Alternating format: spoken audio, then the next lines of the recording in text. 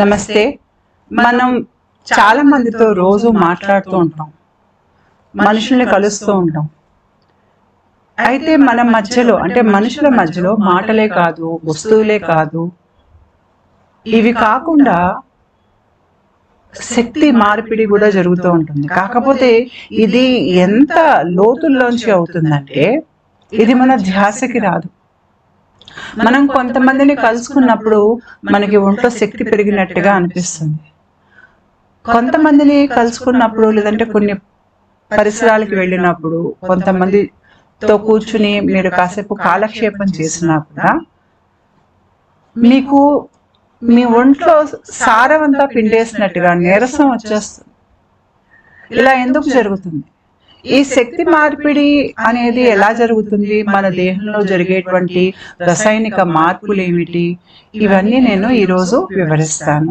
ముఖ్యంగా ఆధ్యాత్మికంగా ఎదిగేవారు ఏమిటి అంటే వాళ్ళ దేహంలో ఉన్నటువంటి స్పందనా శక్తిని వాళ్ళు కాపాడుకోవాలి. వాళ్ళ దేహంలో స్పందనా శక్తి వాళ్ళ దేహంలో వెలుగుని పెంచుతుంది. ఆ వెలుగు ఒక స్థాయికి వెళ్ళాకే మనకి కాంతి దేహం అనేది తయారవుతుంది. కాబట్టి ఇలాంటి విషయాల మీద మనకు అవగాహన అనేది చాలా ఎక్కువగా ఉండాలి.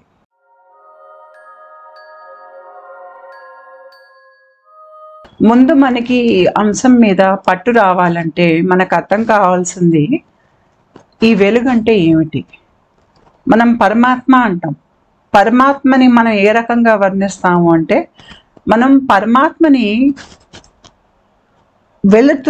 వెలుగుగా మనకి శివసూత్రాలు చూసిన చాలా మన పుస్తకాల్లోనే ఇతర మతాల్లో కూడా భగవంతుడిని వెలుగుగానే అందరూ వర్ణిస్తారు.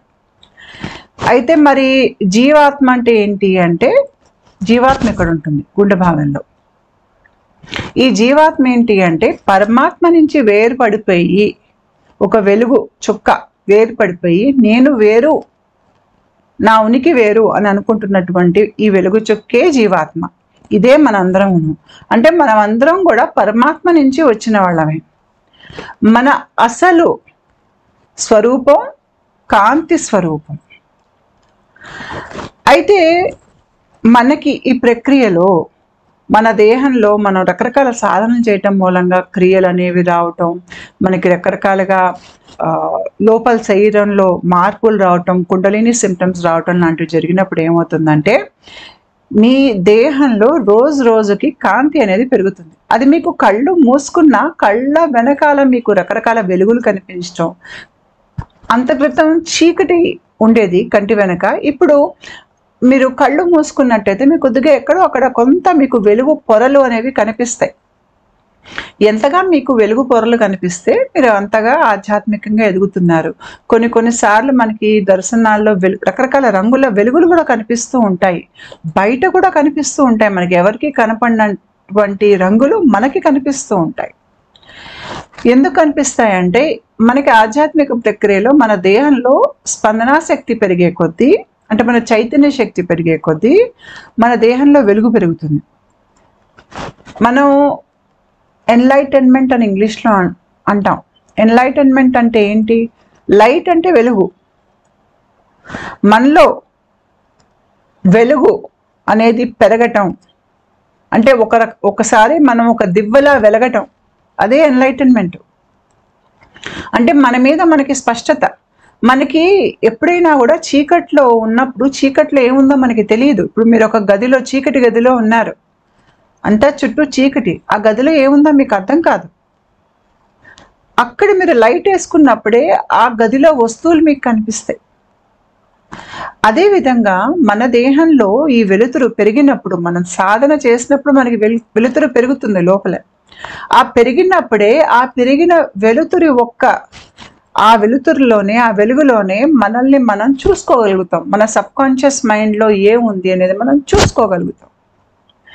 అలా ప్రక్రియ ముందుకు వెళ్ళే కొద్దీ మనం తేజస్సుతో వెలుగుతూ ఉంటాం. అందుకని మీరు చాలా ఆధ్యాత్మికంగా ఎదిగిన వారిని, చాలా సాధన చేసిన వారిని కనుక చూసినట్టయితే వాళ్ళ దేహం మెరిసిపోతూ ఉంటుంది, కళ్ళు మెరిసిపోతూ ఉంటాయి, జుట్టు మెరిసిపోతూ ఉంటుంది. వాళ్ళు ఎక్కడున్నా కూడా ఒక దివిటలాగా అలా మెరుస్తూ ఉంటారు గదిలో.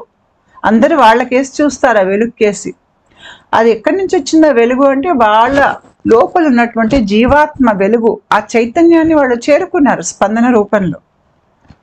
మనం మెట్లెక్కి పైకి వెళ్ళే కొద్దీ మనలో కాంతి అనేది పెరుగుతుంది. ఈ మెట్లు ఏంటంటే ఆధ్యాత్మిక మెట్లు, మన చేతన స్థితిని పెంచుకోవటం. అయితే మనకి ఇంగ్లీష్లో మనకి సూత్రాలు ఉన్నాయి. ఏంటి అంటే మనం శక్తిని తయారు చేయలేం, దాన్ని నాశనం చేయలేం. ఒక స్థాయి నుంచి ఇంకో స్థాయికి దాన్ని మార్చగలుగుతాం. అంటే energy cannot be created or destroyed, it can only be transferred or transformed. అంతేకాకుండా ఇంకొకటి ఉంటుంది,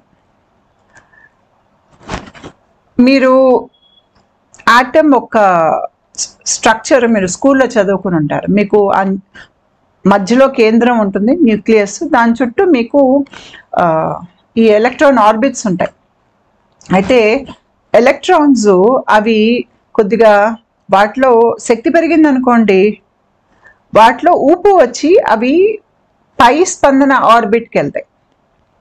ఊపు తగ్గింది అనుకోండి, దిగువ స్పందన ఆర్బిట్ కేసు వచ్చేస్తాయి.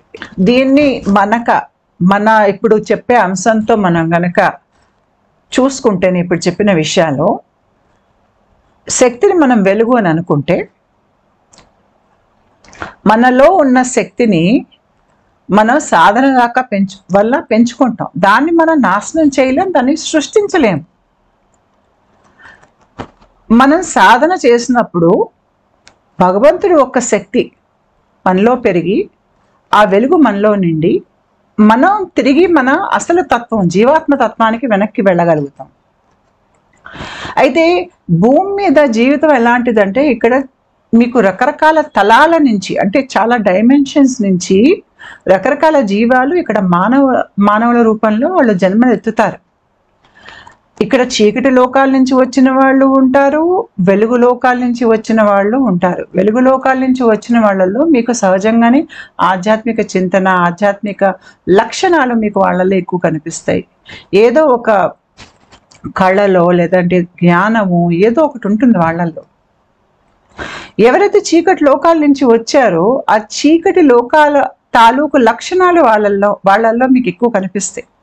అంటే చాలా తేలిగ్గా అబద్ధాలు ఆడేయటం, దొంగతనాలు చేయటం, పక్క వాళ్ళని హింసించటం, పక్క వాళ్ళది లాక్కోవటం, ఎంతసేపటికి పక్క వాళ్ళ దగ్గర ఏముంది తీసేసుకుందాం అనేటువంటి ఒక దురాశలోనే వాళ్ళు బ్రతికేస్తూ ఉంటారు. వీళ్ళకి అనవసరపు ఆగ్రహం ఎక్కువ. వీళ్ళకి రేఖలు గీస్తే, అంటే నువ్వు ఈ రేఖ దాటి రాకూడదు అని మీరు ఒక రేఖ గీస్తే వాళ్ళకి నచ్చదు. ఆ రేఖని ఉల్లంఘించే ప్రయత్నం చేస్తూనే ఉంటారు. వీళ్ళంతా చీకటి లోకాల నుంచి వచ్చిన వాళ్ళు. వీళ్ళల్లో వెలుగు తక్కువ ఉంటుంది.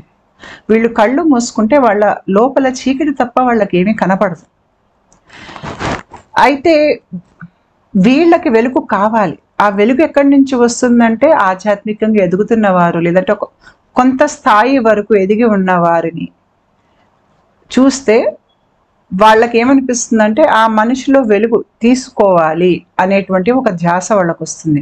కాకపోతే వీళ్ళు ఇది ఆలోచించుకొని చెయ్యరు. ఇది అనాలోచితంగా మన దేహ నిర్మాణం, అంటే మన మనస్సు అనేది చాలా పొరలు ఉంటాయి దానికి. అంటే కాన్షియస్ అంటే మనకి పైన కనిపించేటువంటి చేతనా స్థితి, మళ్ళీ మీకు సబ్ కాన్షియస్ ఉంటుంది, అన్కాన్షియస్ ఉంటుంది. చూడండి, మన మనస్సు ఇక్కడ రెండో బొమ్మ చూసారంటే దాంట్లో చాలా లోతు ఉంటుంది అన్కాన్షియస్ మైండ్. ఆ అన్కాన్షియస్ మైండ్ స్థాయి నుంచి మనుషుల మధ్యలో శక్తి మార్పిడి జరుగుతూ ఉంటుంది. అంటే మనకి ఇది పైన ఆ శక్తిని హరించే వాళ్ళకి తెలియదు వాళ్ళు శక్తిని హరిస్తున్నారు అని, శక్తిని పోగొట్టుకునే వాళ్ళకు కూడా తెలియదు వాళ్ళు శక్తిని పోగొట్టుకుంటున్నారని. కానీ తీసుకునే వాళ్ళకి మటుకు తీసుకోవాలి అనే ధ్యాస మటుకు వాళ్ళల్లో ఉంటుంది. వాళ్ళల్లో అది ఎంత బలంగా ఉంటుందంటే, ఎంత వీలైతే అంత పక్క మనిషిని నుంచి తీసేసుకుందాం. పక్క మనిషి పతనం అయిపోయినా పర్వాలేదు, నాశనం అయిపోయినా పర్వాలేదు, నాశనం చేసేసైనా తీసుకుందాం అనేటువంటి ధోరణి వీళ్ళలో, అంటే విపరీత బుద్ధి ఉన్న వాళ్ళల్లో మీకు కనిపిస్తుంది. అయితే ఈ రకంగా ఉన్నప్పుడు ఏమవుతుందంటే, మనం ఇలాంటి వాళ్ళతో కాసేపు సమయం గడిపినా, వాళ్ళతో మాట్లాడినా, ఏదైనా లావాదేవీ పెట్టుకున్నా, అంటే ఇచ్చి పుచ్చుకునేది పెట్టుకున్నా కూడా వాళ్ళ ఉన్న కాసేపు సతాయించి, గొడవలు తెచ్చి, అబద్ధాలు చెప్పి, ప్రలోభ పెట్టి, మనకి వాళ్ళు వెళ్ళిపోయాక మనకి నీరసం వస్తుంది. ఎందుకు నీరసం వచ్చిందో మనకు అర్థం కాదు. కొంతమందికి మనం ఇప్పుడు ఈ అనుభవం ఉంటుంది. పెళ్ళిళ్ళకి వెళ్తాము, చుట్టాలందరితో కూర్చుని మాట్లాడుకుంటూ ఉంటాం, సరదాగా పండగలప్పుడు కలుస్తాము. అలాంటి చోట్లకి వెళ్ళి చాలామంది వెనక్కి వచ్చాక, ముఖ్యంగా సాధన చేసేవాళ్ళు, వాళ్ళకి నీరసం వచ్చేస్తుంది. ఎందుకు వెళ్ళానురా బాబు అనిపిస్తుంది. ఎందుకంటే అక్కడ చుట్టాలు మాట్లాడుకునే విషయాలు అన్నీ దిగువ స్థాయి అహంకారపూరితమైనటువంటి సంభాషణలే ఉంటాయి. అంటే డబ్బు గురించి, రాజకీయాల గురించి, ఏదో పెళ్ళిళ్ళని, కట్నాలని, లేదంటే అన్నీ ఇలాంటివే ఉంటాయి. గొడవలని, అనారోగ్యం అని, అంటే వాళ్ళ జీవితంలో జరిగేటువంటి వాళ్ళ సమస్యలు అవ్వచ్చు, కుటుంబ కలహాలు అవ్వచ్చు, కోర్టు కేసులు అవ్వచ్చు, లేదంటే పద్ధతులని, మళ్ళీ వాళ్ళల్లో వాళ్ళకి విద్వేషాలు ఉంటాయి, ఆ ద్వేషాలు వెళ్ళగక్కుతూ ఇలా ఉంటాయి. చాలాసార్లు మనం వెళ్ళినప్పుడు చుట్టాలని కలవటానికి, ఇలాంటి చోటికి మనం వెళ్ళినప్పుడు మన దేహంలో కనుక కాంతి ఎక్కువ ఉందనుకోండి, అక్కడ జరిగే గొడవలకి మన దేహంలో మనం కాంతిని పోగొట్టుకుంటాం. ఎందుకంటే వాళ్ళు మనకి వెంచి చెప్తున్నప్పుడు మన దృష్టి వాళ్ళ మీద ఉంటుంది. కంటి చూపుతో కూడా మనం మన శక్తిని పోగొట్టుకుంటాం. అటుకేసి మనం ధ్యాస పెడితే, మనం ఎటుకేసి మన ధ్యాస పెడితే మన శక్తి ప్రవాహం అటుకేసి వెళ్తుంది. అది ఎలా వెళ్తుందో నేను వీడియోలో ముందు చెప్తాను. అయితే మనం ఎటుకేసి మనం ధ్యాస పెడితే శక్తి అటుకేసి వెళ్తుందన్నమాట.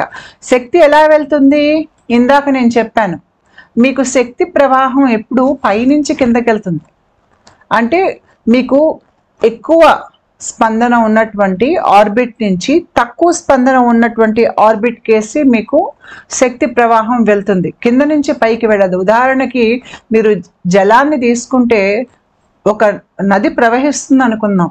నది ఎత్తు నుంచి పల్లానికి ప్రవహిస్తుంది, అంతేగాని పల్లం నుంచి ఎత్తుకు ప్రవహించదు. పై స్పందన నుంచి కిందకేసే ప్రవాహం ఉంటుంది. అది మీరు అర్థం చేసుకోవాలి.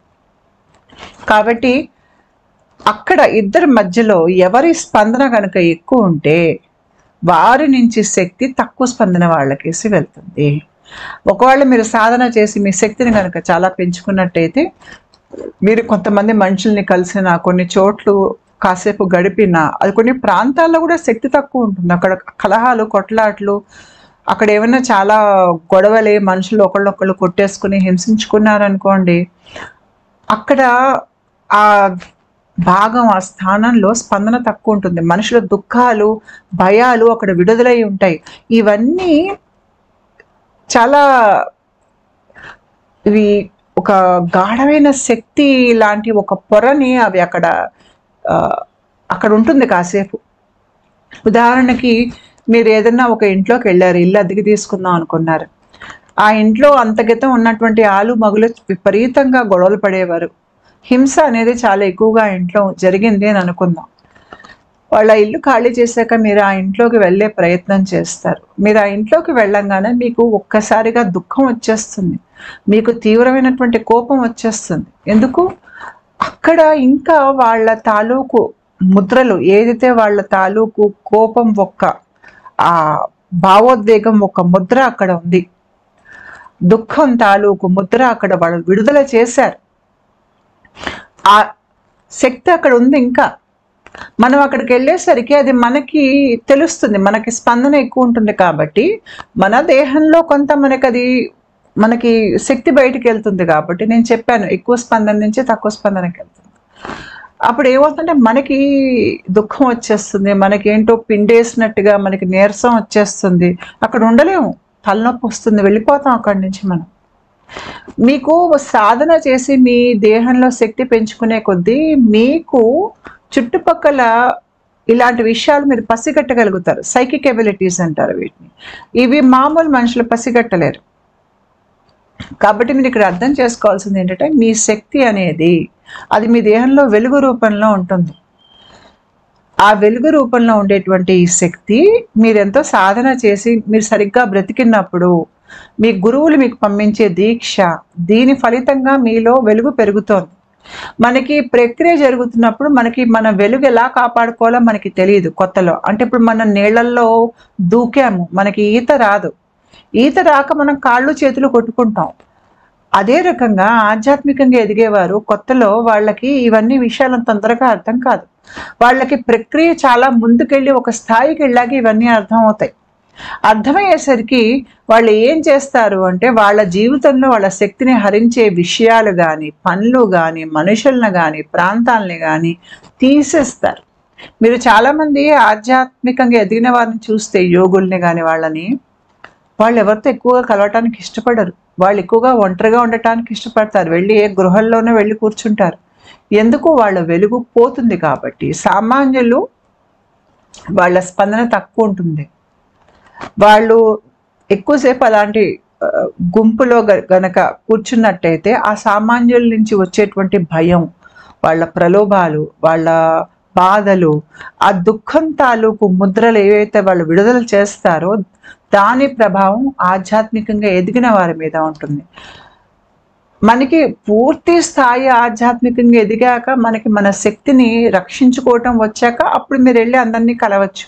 కాకపోతే మీరు ఎప్పుడైతే ఆధ్యాత్మికంగా ఎదుగుతున్నారో ఇంకా మీరు పూర్తిగా, ఇందాక నేను చెప్పాను, నీళ్ళల్లో పడ్డారు కానీ మీకు ఈదటం చేత కాలేదు.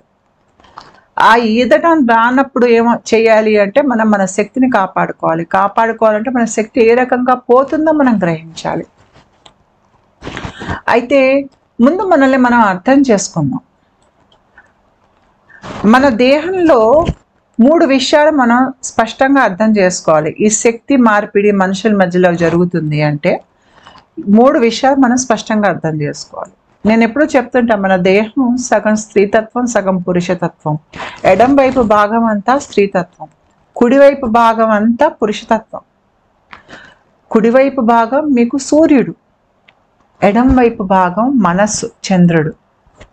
అయితే ఇక్కడ మనం అర్థం చేసుకోవాల్సింది ఏంటి అంటే, నేను చెప్పాను భగవంతుడు అంటే వెలుగు అని చెప్పాను. అంటే వెలుగుని సృష్టించేది భగవంతుడు అని చెప్పాను.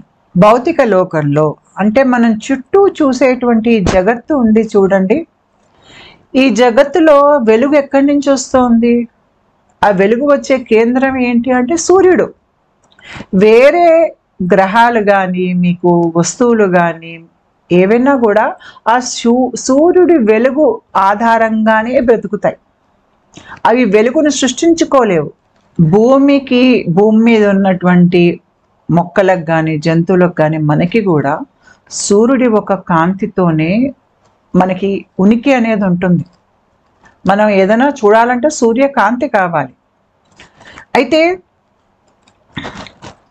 ఈ సూర్యుడి కాంతి మనకి మొక్కల మీద పడ్డప్పుడు మొక్కల్లో ఫోటోసింథసిస్ అనేది జరుగుతుంది. అవి ఆహారాన్ని తయారు చేసుకుంటాయి. అదే రకంగా సూర్యుడి ఒక కాంతిని మనం చూసినప్పుడు, అంటే నేను సూర్యుడిని తిన్నగా చూడమని చెప్పట్లేదు, తిన్నగా ఎప్పుడూ చూడకూడదు, కళ్ళు పోతాయి. మామూలుగా బయటికి వెళ్ళినప్పుడు మనకి సూర్యుడి వెలుగు కనిపిస్తుంది. వెలుగు కనిపించంగానే మన తల లోపల ఒక రసాయనిక చర్య జరుగుతుంది. అదేంటి అంటే సూర్యుడు ఒక వెలుగు మన కళ్ళ మీద పడంగానే మన దేహంలో సెరటోనిన్ అనేటువంటి ఒక హార్మోన్ ఉత్పత్తి అవుతుంది. ఈ హార్మోను మనకి ఎక్కడ ఇది ఎక్కువగా మనకి పనిచేస్తుంది అంటే, ఈ హార్మోన్ మనకి స్వాదిష్టాన చక్రం, అంటే కింద నుంచి 2వ చక్రం, ఇక్కడ మీకు ఈ హార్మోన్ ఎక్కువగా ఉత్పత్తి అవుతుంది. ఆధ్యాత్మికంగా ఎదిగే వారికి సెరటోనిన్ అనే హార్మోన్ బాగా ఉత్పత్తి అవుతుంది. మన లోపల వెలుగు పెరిగే కొద్దీ, మనల్ని మనం అర్థం చేసుకునే కొద్దీ, మనలో చైతన్య శక్తి పెరిగే కొద్దీ మనలో సెరటోనిన్ అనేది బాగా ఉత్పత్తి అవుతుంది. ఆ సెరటోనిన్ ఎంతగా మనలో ఉత్పత్తి అయితే మనకి మనం తెలుస్తాం. ఎందుకు అంటున్నాను అంటే, నేను చెప్పాను మన మనసుకి పొరలు ఉంటాయి. మన గురించి మనకి ఎక్కడ తెలుసుంటుంది? మనసుకి తెలుసుంటుంది. అయితే చాలామంది చేతన అవస్థలోనే వాళ్ళ మనసు ఏం ఆలోచిస్తుందో వాళ్ళకి తెలుస్తుంది. అంటే ఇప్పుడు నేను జాగరూకంగా ఉన్నాను. జాగరూకంగా ఉన్నప్పుడు ఏంటంటే, ఇప్పుడు నేను ఏం ఆలోచిస్తున్నాను, ఎవరితో ఏం మాట్లాడుతున్నాను, ఇవన్నీ నాకు తెలుసుంటాయి, నా స్ఫురణలో ఉంటాయి. కానీ నేను స్వప్న స్థితిలో ఉన్నప్పుడు, నేను నిద్రపోతున్నప్పుడు నా మనసులో ఏమవుతుందో నాకు తెలియదు. ఇవన్నీ నా ఊహకి కూడా అందని విషయాలు. ఎందుకు? మనకి sub conscious mind, unconscious mind తాళం వేసేస్తుంటాయి. ఒక మామూలు మనిషికి కాన్షియస్ మైండ్ అంటే వేకువ స్థితిలో జరిగే విషయాలు మటుకే వాళ్ళకి తెలిసి ఉంటాయి. సబ్ కాన్షియస్ మైండ్లో మన ఎన్నో జన్మల మన ఆలోచించే విధానం కానీ, వ్యక్తిత్వం కానీ, మన భయాలు కానీ, బాధలు కానీ, నేను ఇది నేను అది అని మనల్ని మనం వర్ణించుకుంటాం ఎన్నో జన్మల అనుభవాల మీద. అవన్నీ అక్కడే ఉంటాయి. మళ్ళీ దాని కింద అన్కాన్షియస్ మైండ్ ఉంటుంది. ఈ రెండు ఒక మామూలు మనిషికి అందుబాటులో ఉండవు. కాబట్టి వాళ్ళు ఆ నీటి పైన ఏదైతే మీకు మంచు ముక్క కనిపిస్తుందో ఆ స్థాయి నుంచే బ్రతికేస్తారు. కానీ ఆధ్యాత్మికంగా ఎదిగేటప్పుడు ఏమవుతుందంటే ఈ సబ్ కాన్షియస్ మైండ్ తాళం తెరుచుకుంటుంది. మీ మనసు పొరల్లో, అంటే ఇక్కడ మీకు రెండో బొమ్మ చూస్తే ఆ సముద్రం అడుగున ఏముందో మీకు కనిపిస్తోంది. ఎలా కనిపిస్తోంది? వెలుగు అనేది అక్కడికి చేరుతోంది కాబట్టి కనిపిస్తుంది. ఈ వెలుగు అనేది ఎలా వెళ్తుంది? Serotonin hormone. నేను గతంలో వారాహి దేవి అమ్మ మీద వీడియో చేశాను. అందులో నేను సెరటోనిన్ హార్మోన్ గురించి పూర్తి వివరణ ఇచ్చాను. ముఖ్యంగా ఆధ్యాత్మిక సాధన చేసేవాళ్ళు ఎవరైతే వాళ్ళని వాళ్ళు తెలుసుకోవాలనుకుంటున్నారో, మనసు పొరల్లోంచి వాళ్ళని వాళ్ళు తెలుసుకోవాలని అనుకుంటున్నారో వాళ్ళు వారాహి సాధన తప్పక చేయాలి. దీనివల్ల మన దేహంలో సెరటోనిన్ అనేది ఎక్కువగా ఉత్పత్తి అవుతుంది. మన లోపల వెలుగు పెరిగే కొద్దీ మన దేహంలో వెలుగు వలన మనం మన సబ్ కాన్షియస్ మైండ్ లోతుల్లో ఏమున్నాయో మనకి బయటికి కనిపిస్తుంది. అందుకనే ఆధ్యాత్మికంగా ఎదిగేవారు వాళ్ళు చేసే సాధన మూలంగా వాళ్ళ దేహంలో వెలుగు అనేది పెరుగుతున్నప్పుడు మనసులో లోతుల్లో దాగున్నటువంటి బాధ, పాత జ్ఞాపకాలు, వాళ్ళ భయాలు, ఎన్నో జన్మలవి, స్మృతులు అన్నీ బయటికి వస్తాయి వాళ్ళకి. ఆ బయటికి రావటంతో వాళ్ళకి ఏమవుతుందంటే నేను అనేది ఏంటో వాళ్ళకి అవగాహనలోకి వస్తుంది. ఏదైతే ఒక మామూలు మనిషికి ఈ నేను అనేది ఎక్కడో మనసు పొరల లోపల తాళం వేసేస్తుందో ఆధ్యాత్మికంగా ఎదిగే వాళ్ళకి ఇది బహిర్గతం అవుతోంది. రోజు రోజుకి మీరేంటో మీకు తెలుస్తుంది. అదే రకంగా మీకు ఆధ్యాత్మిక సాధన ముందుకెళ్తుంది. ఆధ్యాత్మిక సాధన ముందుకెళ్లే కొద్దీ మీరేంటో మీకు ఇంకా తెలుస్తూ ఉంటారు. ఎందుకు? సెరటోనిన్ ఉత్పత్తి అనేది పెరుగుతుంది. అయితే నేను చెప్పాను, కొంతమంది చీకటి లోకాల నుంచి వస్తారు, కొంతమంది వెలుగు లోకాల నుంచి వస్తారు, కొంతమంది సాధన చేసి వెలుగు పెంచుకుంటారు. ఇలా వెలుగు పెంచుకునే వాళ్ళ దేహంలో సెరటోనిన్ అనేది ఎక్కువగా ఉత్పత్తి అవుతుంది. దాని మూలంగా వాళ్ళకి వాళ్ళేంటో వాళ్ళకి తెలుసు. నాకు నేనేంటో తెలిసినప్పుడు నా మీద నాకు నమ్మకం ఎక్కువ ఉంటుంది. కానీ చీకటి లోకాల నుంచి వచ్చేవాళ్ళు వాళ్ళ దేహంలో సెరటోనిన్ తక్కువ ఉత్పత్తి అవుతుంది. కాబట్టి వాళ్ళు ఇంకా నేను అనేటువంటి ఒక ఉనికి వాళ్ళలో అంత బలంగా ఏర్పడి ఉండదు. ఉండకపోవటం మూలంగా వాళ్ళేంటో వాళ్ళకి తెలియదు. వాళ్ళు ఎంతసేపటికి వాళ్ళ ధ్యాస బయటకేసే ఉంటుంది. పక్క వాళ్ళ ఇంట్లో ఏం జరుగుతోంది, వీళ్ళ దగ్గర ఏం తీసుకుందాం, అలా గొడవలు ఎలా పెడదాము, పని చేయకుండా ఎలా ఎగ్గొట్టేసేసి అబద్ధాలు చెప్తాము పని చేసామని, లేదంటే వాళ్ళు ధనవంతులు అయి ఉన్నారు, ఆ ధనవంతుల జీవితాలు ఎలా ఉన్నాయి చూద్దాం, ఎవరేం కొనుక్కున్నారు, ఈ ఆరాటాలే ఎక్కువ ఉంటాయి వీళ్ళకి. వీళ్ళ దృష్టి ఎప్పుడు బయటకేస్తుంటుంది. కానీ మన ఆధ్యాత్మికంగా ఎదిగేటప్పుడు మనకి ఇవన్నీ పట్టవు. ఎవరి జీవితంలో ఏమైతే మనకెందుకు అన్నట్టుగా మనం ఉంటాం. ఎందుకు? మన దేహం లోపల ఎంత సెరటోనిన్ ఉత్పత్తి అవుతుందంటే మనం బయటకేసి చూడటానికి కూడా ఇష్టపడం. చాలా ఎక్కువగా మీ దేహంలో సెరటోనిన్ ఉత్పత్తి అయితే ఆ మనిషి ఎలా అయిపోతారు అంటే ఎవరి ధ్యాస నా మీద పడకపోతే చాలు అన్నట్టుగా వాళ్ళు బ్రతుకుతారు. వాళ్ళకి 10 మందిలోకి రావటం, గొప్పలు చెప్పుకోవటం కూడా నచ్చదు. కానీ ఎవరి దేహంలో అయితే సెరటోనిన్ సరిగ్గా ఉత్పత్తి కాదో వీళ్ళు ఎంతసేపటికి 10 మంది నన్నే చూడాలి అని కోరుకుంటారు. మీకు ఊరుకునే సెల్ఫీలు తీసుకోవటం, మీకు పబ్లిక్ ప్లాట్ఫామ్లో ఫోటోలు పెట్టుకోవటం, వీళ్ళకి ఎలా ఉంటుందంటే 10 మంది ధ్యాస నా మీదే ఉండాలి, అందరూ నన్నే చూడాలి, అంటే మంచిగా చూడాలన్నమాట వాళ్ళని. అంటే వీళ్ళు గొప్పవాళ్ళు అన్నట్టుగా వాళ్ళని అభిమానంతో చూడాలి అని అనుకుంటారు. కానీ వీళ్ళు చేసే పనులు ఏమి పక్క వాళ్ళకి పనికొచ్చే పనులు పెద్దగా ఉండవు. వాళ్ళదేదో వాళ్ళ సొంత గొప్పలు ఉంటాయి. లేదు అంటే అందరూ నాకేసి చూడాలి కాబట్టి నేను వీళ్ళ మీద వాళ్ళ మీద చాడీలు చెప్తాను, లేదంటే అరిచి గొడవ చేస్తాను, లేకపోతే 10 మంది దృష్టిని ఆకర్షించేటట్టుగా నేను ఏదో వింతగా బట్టలు వేసుకుంటాను, ఈ రకంగానే ఆలోచిస్తారు. లేదు అంటే పద్ధతులని ఇవని అవని ఏవో మామూలు మాటలు గట్టి గట్టిగా చెప్తూ ఉంటారనమాట, అందరూ ఆమోదించేవి. అప్పుడు ఏమవుతుంది, అందరూ వాళ్ళ కేసి చూస్తారు. అందరి దృష్టి వాళ్ళ మీద పడటం వల్ల వీళ్ళకి ఇంకా ఊపు ఉత్సాహం వచ్చేస్తుంది. ఎందుకు వస్తుంది? నేను చెప్పాను, మనం ఎవరికేసైతే చూస్తామో, మనం ఎటువైపు అయితే మన దృష్టి పెడతామో అటుకేసి మనలో ఉన్నటువంటి శక్తి బయటికి వెళ్తుంది.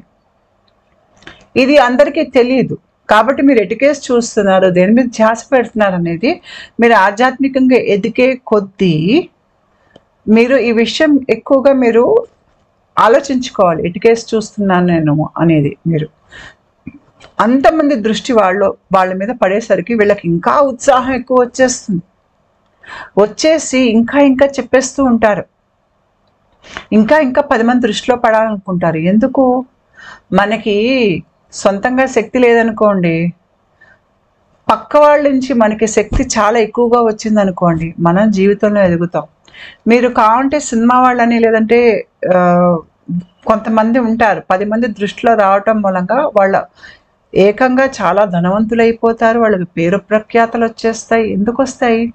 మీరు ఒక సినిమా యాక్టర్ని తీసుకుంటే కనుక అతను నటిస్తున్నప్పుడు కొన్ని కోట్ల మంది దృష్టి అతని మీద పడుతోంది. ఆ దృష్టి అతని మీద పడటం మూలంగా శక్తి అతనికి వస్తుంది. రావటం మూలంగా అంటే వాళ్ళ అభిమానంతో చూస్తున్నారు, ద్వేషంతో కోపంతో కాదు. అలా అందరూ చూసేసరికి ఏమవుతుందంటే ఆ మనిషికి పేరు ప్రఖ్యాతలు వస్తాయి, ధనం వచ్చేస్తుంది, మంచి పేరు, చుట్టూ అంతా బలగం అనేది వచ్చేస్తుంది. మీరు ఆ మనిషిని ఒక 5-6 ఏళ్ళ తర్వాత చూశారు అంటే ఆ ముందున్న మనిషి ఇప్పుడు మనిషి రూపురేఖలు మారిపోతాయి, గుర్తుపట్టలేరు మీరు. ఏంటి ఇతను ఇలా అయిపోయాడు ఏంటి, ఒకప్పుడు అలా ఉండేవాడు ఇప్పుడు ఇలా మెరిసిపోతున్నాడు ఏంటి అని అనుకుంటాం మనం. అది ఎలా అవుతుంది? అందరి దృష్టి ఆ మనిషి మీద పడటం మూలంగా, మంచిగా పడటం మూలంగా. అదే చెడుగా పడింది అనుకోండి, ఎవరైనా ఇప్పుడు మిమ్మల్ని పీడించే ఉద్దేశంతో కానీ వేరే ఎవరైనా మనిషిని పీడించే ఉద్దేశంతో వాళ్ళు ఉన్నప్పుడు ఏం చేస్తారు అంటే చుట్టూ ఆ మనిషి గురించి చెడు ప్రచారాలు చేస్తారు. అప్పుడు అందరూ ఆ మనిషిని చెడు దృష్టితో చూస్తారు. చక్కగా వెలుగుతూ ఉన్న మనిషి కాస్త 10 మంది ద్వేషాన్ని పీల్చుకొని, 10 మంది చెడు ఉద్దేశాలని పీల్చుకుని ఆ మనిషి కళాకాంతులు కోల్పోయి కిందకు వచ్చేస్తాడు.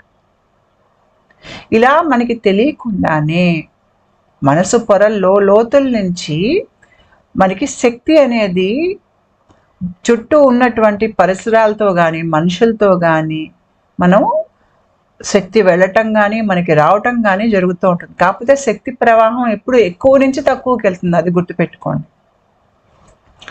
అయితే ఇందాక నేను చెప్పినట్టు మనకి సూర్యుడు, ఇక్కడ మనకి శక్తి అనేది సూర్యుడు ఉత్పత్తి, వెలుగు అనేది సూర్యుడు ఉత్పత్తి మనకి ఈ భౌతిక లోకంలో.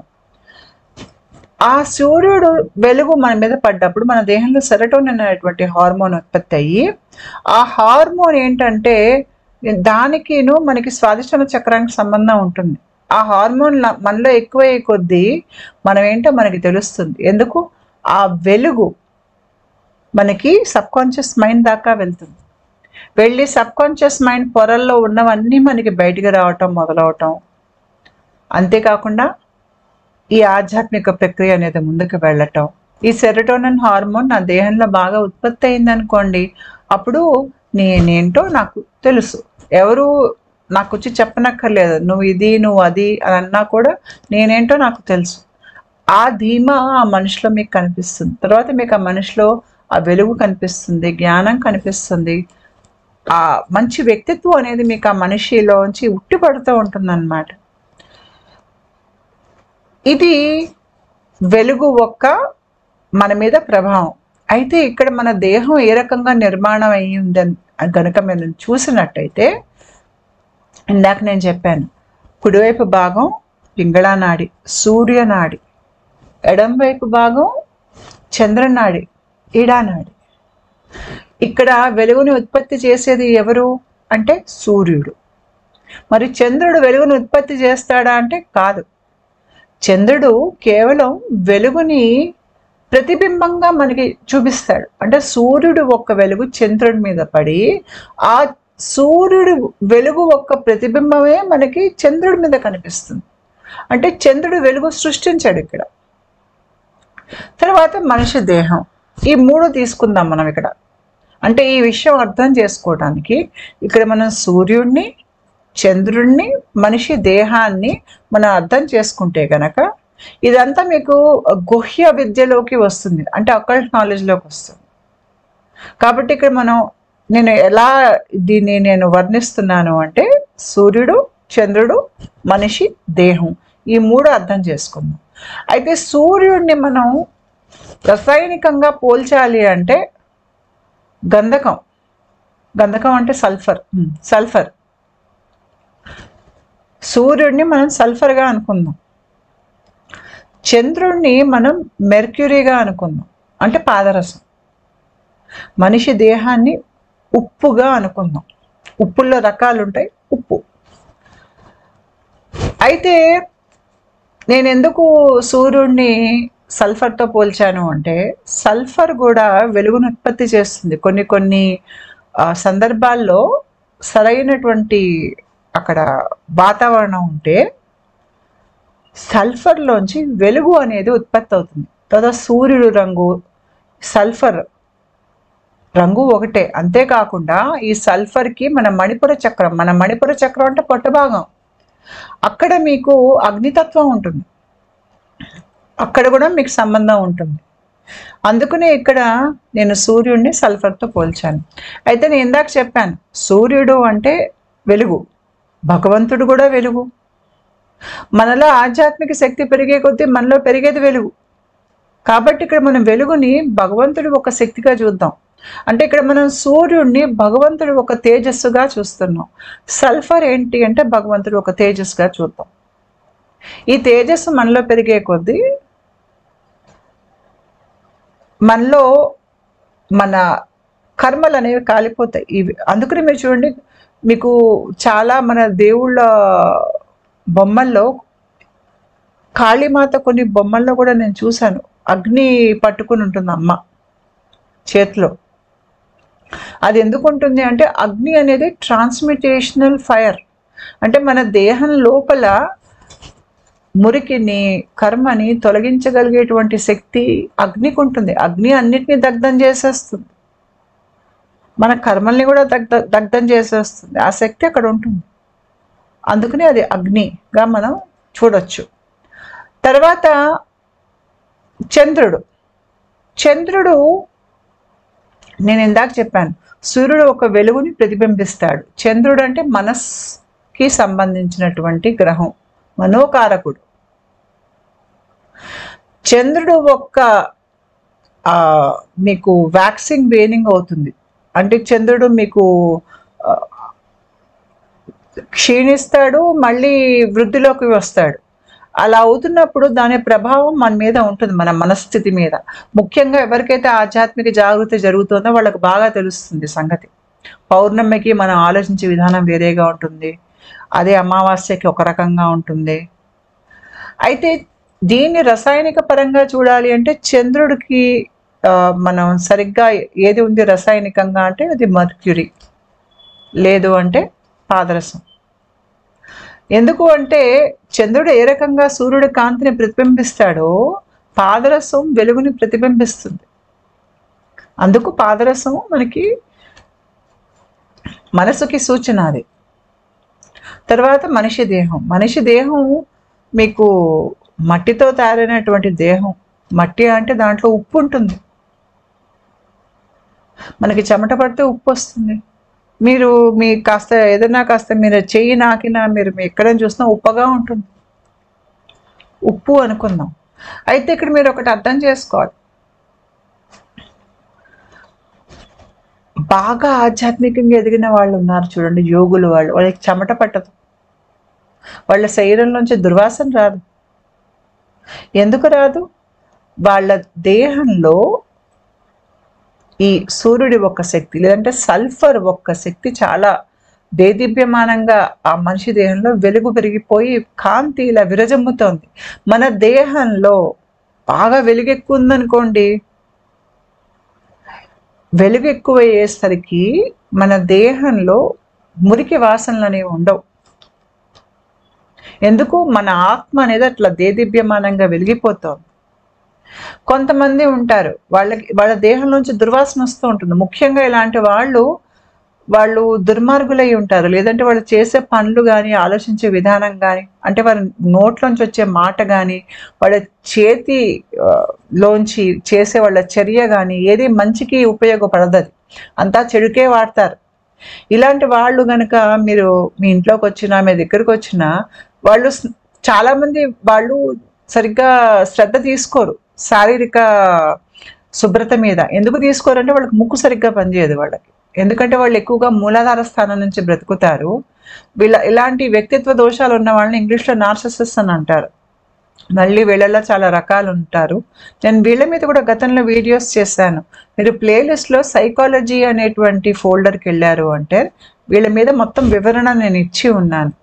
ఇలాంటి వాళ్ళకి ఏంటంటే ముక్కు సరిగ్గా పనిచేయదు. అంటే ముక్కు సరిగ్గా వాసనలు చూడని వాళ్ళు అందరూ నార్సిసిస్ట్ అని నేను అనట్లేదు. కొంతమందికి ఆరోగ్య సమస్యల వలన అలా కూడా ముక్కు సరిగ్గా పనిచేయకపోవచ్చు. కాకపోతే నార్సిసిస్ట్కి మటుకు వాళ్ళలో ఇంచుమించు చాలామందికి వాసనలు సరిగ్గా వాళ్ళు పసిగట్టలేరు. అందుకనే వాళ్ళ దేహం నుంచి వచ్చే దుర్వాసన వాళ్ళకి తెలియదు. వీళ్ళల్లో కొంతమంది చాలా శుభ్రంగా ఉంటారు. రోజు స్నానాలు చేసి బట్టలు మార్చుకుని వాళ్ళు పళ్ళు దోముకుని అంత శుభ్రంగా ఉన్నా కూడా వాళ్ళ దేహం లోపల నుంచి ఒక దుర్వాసనలాగా వస్తుంది. ఇది ఎలాంటి దుర్వాసన అంటే మీరు కొన్ని చోట్లకి వెళ్ళారనుకోండి, ఇప్పుడు అక్కడ కొన్ని ఏమైనా దుష్ట శక్తులు ఉన్నాయనుకోండి, దుష్టాత్మలు ఉన్నాయనుకోండి, అక్కడ అంత చీకటి అలుముకున్నట్టుగా ఏదో దుర్వాసన వస్తున్నట్టుగా ఉంటుంది. ఇది ఆధ్యాత్మిక ఎదిగే వాళ్ళకి బాగా పసిగట్టగలుగుతారు. ఎందుకంటే వాళ్ళ జ్ఞానేంద్రియాలు బాగా పనిచేస్తున్నాయి. ముక్కు, కళ్ళు అన్నీ బాగా పనిచేస్తాయి వాళ్ళకి. మనలో వెలుగు పెరిగే కొద్దీ మన జ్ఞానేంద్రియాలు బాగా పనిచేస్తాయి. వాళ్ళు బాగా పసిగట్టేస్తారు. ఎందుకు వస్తుంది అంటే ఆ వ్యక్తి దేహంలో ఈ సల్ఫర్ అనేది, అంటే సూర్యుడి ఒక కాంతి అనేది అంతగా వెలగటం లేదు. చీకటి మనసులో లోపల చీకటి ఎక్కువ ఉంటుంది వాళ్ళకి. ఆ సల్ఫర్ సరిగ్గా కాలట్లేదు కాబట్టి దుర్వాసనలాగా వాళ్ళ నుంచి వస్తుంది. మన దేహంలో చాలా రసాయనిక మార్పులు జరుగుతాయి. ఆధ్యాత్మికంగా ఎదిగిన వారి దేహంలో రసాయనిక మార్పులు ఒకలాగా ఉంటాయి. ఆధ్యాత్మికంగా ఎదగని వారి దేహంలో రసాయనిక మార్పులు ఒకలాగా ఉంటాయి. ఈ రసాయనిక మార్పులకి మన చక్రాలకి సంబంధం ఉంటుంది. మనం కనుక మన చక్ర వ్యవస్థను బాగా మనం లోతు నుంచి పరిశీలించినట్టయితే దాంట్లో అంతా కెమిస్ట్రీనే ఉంటుంది బయాలజీతో పాటు. అందుకనే వీళ్ళకి ఎక్కువ వెలుగు ఉండదు కాబట్టి దుష్టబుద్ధి ఉన్న వాళ్ళకి వాళ్ళ మనసు పొరల్లో ఉన్న చీకటి వాళ్ళకి తెలియదు ఏముందో లోపల. వాళ్ళేంటో వాళ్ళకి అర్థం కాదు కాబట్టి వాళ్ళు పక్క వాళ్ళని పీడిస్తారు. రాక్షసులు వాళ్ళు ఎప్పుడు లోపలికేసి చూసుకోరు. నన్ను నేను శుద్ధి చేసుకుందాం అనే ధ్యాస వాళ్ళకు ఉండదు. పక్క వాళ్ళని ఎట్లా పీడిద్దాం అనేదే ఉంటుంది. పక్క వాళ్ళ దగ్గర ఎలా లాక్కుందాం అనే ధ్యాసతోనే బ్రతికేస్తారు. ఎందుకు? వాళ్ళ లోపలంతా చీకటి. వాళ్ళ లోపలికి తొంగి చూసుకుంటే వాళ్ళకి భయం వేస్తుంది. ఆ చీకట్లో వాళ్ళు ఏంటో వాళ్ళకి అర్థం కావట్లేదు. వాళ్ళు ఎక్కడున్నారో వాళ్ళకి అర్థం కావట్లేదు. వాళ్ళకి ఏం చేయాలో తెలియదు, ఏం చేయకూడదో తెలియదు. కాబట్టి వాళ్ళు ఆ చీకటిని తప్పించుకోవటానికి ఎంతసేపటికి బయటకేసి చూస్తూ ఉంటారు. చుట్టుపక్కల వాళ్ళని సతాయించడం, తీసుకోవటం, లాక్కోవటం ఇలాంటివన్నీ ఎక్కువ చేస్తూ ఉంటారు. గొడవలు పెట్టడం. అంటే వీళ్ళ బుద్ధి అంతా దుష్ట బుద్ధి అనేది ఉంటుంది. అయితే నేను ఇందాక చెప్పినట్టుగా మనుషుల మధ్యలో శక్తి మార్పిడి అనేది జరుగుతూ ఉంటుంది. కాకపోతే ఇది చాలా లోతుల నుంచి జరుగుతుంది కాబట్టి మనకి తెలియదు. మనల్ని పీడించే ఉద్దేశంతో మన దగ్గరికి వచ్చిన వాళ్ళకు కూడా తెలియదు వాళ్ళ మంచి శక్తి తీసుకుంటున్నారు అనే ధ్యాస వాళ్ళకు కూడా ఉండదు. వాళ్ళు ఏదో వాళ్ళకి తోచింది వాళ్ళు చేస్తున్నారు అంతే. అయితే మనకి ఎప్పుడైతే సూర్యుడి వెలుగు మనలో, అంటే మన లోపల చైతన్య శక్తి ఎక్కువ లేదో, వెలుగు ఎక్కువ లేదో, మనకి మన సబ్కాన్షియస్ మైండ్లో ఏముందో మనకి తెలియదు. కాబట్టి మన చంద్రుడు కూడా అంధకారంలో ఉంటాడు. అదే మనలో వెలుగు పెరిగినప్పుడు చంద్రుడు కూడా పౌర్ణమి వెలుతురులా మనకి వెలిగిపోతూ ఉంటాడు. ఆ పౌర్ణమి వెలుతురులో మనకి మన మనసు లోతుల్లో ఏముందో మనకు కనిపిస్తుంది. నేనేంటో నాకు తెలుసు, నాకు ఎవరు వచ్చి చెప్పాల్సిన అవసరం లేదు. మీరు ఆ స్థాయికి వెళ్తారు. తర్వాత మీకు మీ గురించి తెలియడమే కాకుండా లోకంలో అందరి గురించి కూడా మీకు అర్థం అవటం మొదలవుతుంది. ఎక్కువగా లోకంతో మీ సంబంధం, మనుషులతో మీ సంబంధం, వాళ్ళ ప్రభావం మీ మీద ఎలా ఉందనేది మీకు ఎక్కువ కనిపిస్తుంది ఇక్కడ. ఎందుకంటే మీకు ఎక్కువ కనిపిస్తుంది, మీకు వెలుగు ఎక్కువైంది మీ దేహంలో. తర్వాత ఉప్పు. ఈ ఉప్పు లక్షణం ఏంటి అంటే ఇది వెలుగుని సృష్టించదు, వెలుగుని ప్రతిబింబించదు. కాకపోతే ఉప్పు వెలుగుని పీల్చుకుని వెలుగుని వదిలేస్తుంది.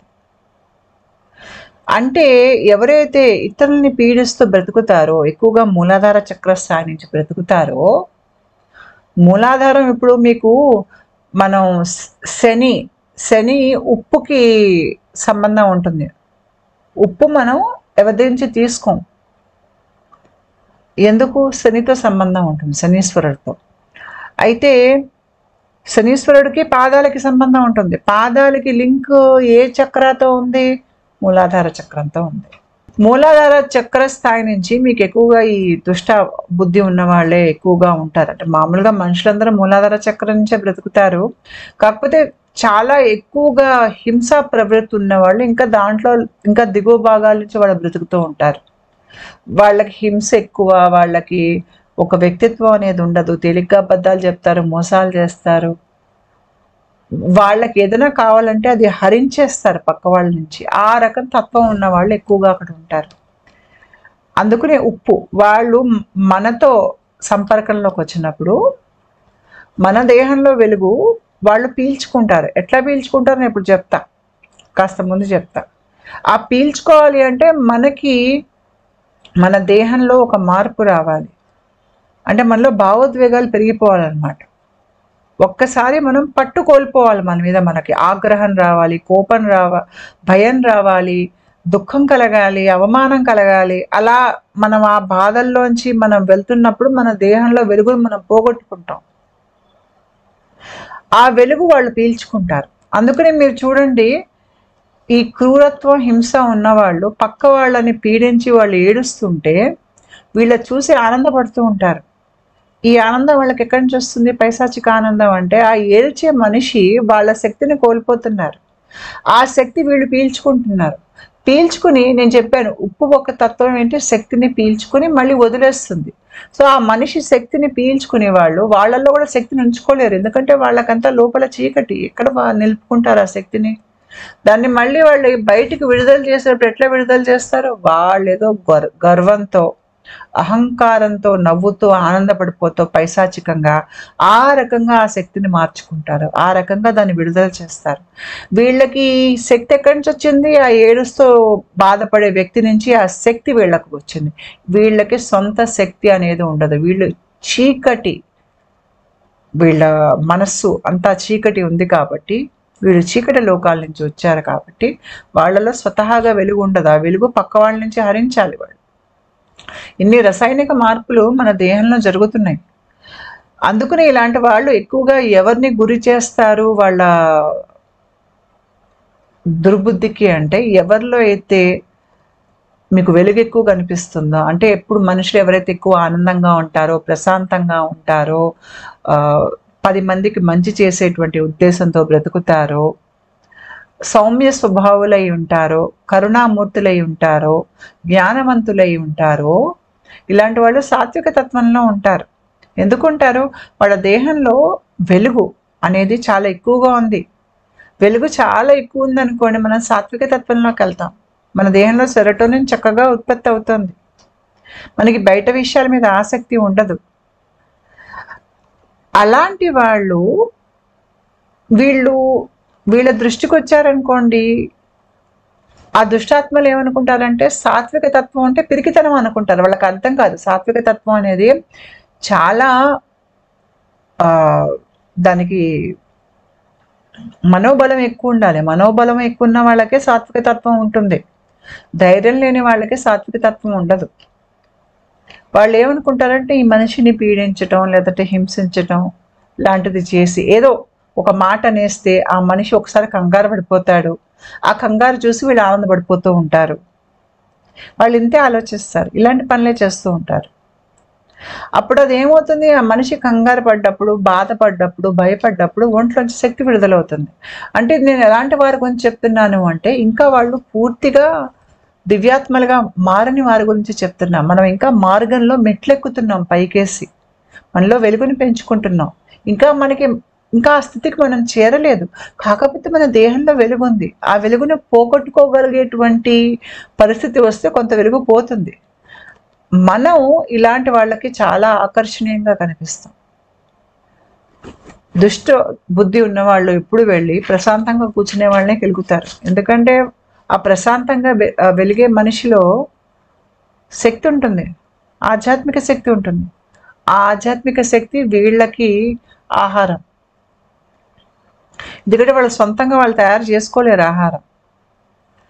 అంతేకాకుండా మనకి భూమి మీద మనుషులే కాకుండా దిగువ తలాల నుంచి వచ్చేటువంటి దుష్టాత్మలు కూడా ఉంటాయి. దుష్టాత్మలు వాళ్ళ స్పందనకి తగ్గట్టుగా మ్యాచ్ అయ్యే మనుషుల దగ్గరే ఉంటాయి అవి కూడా.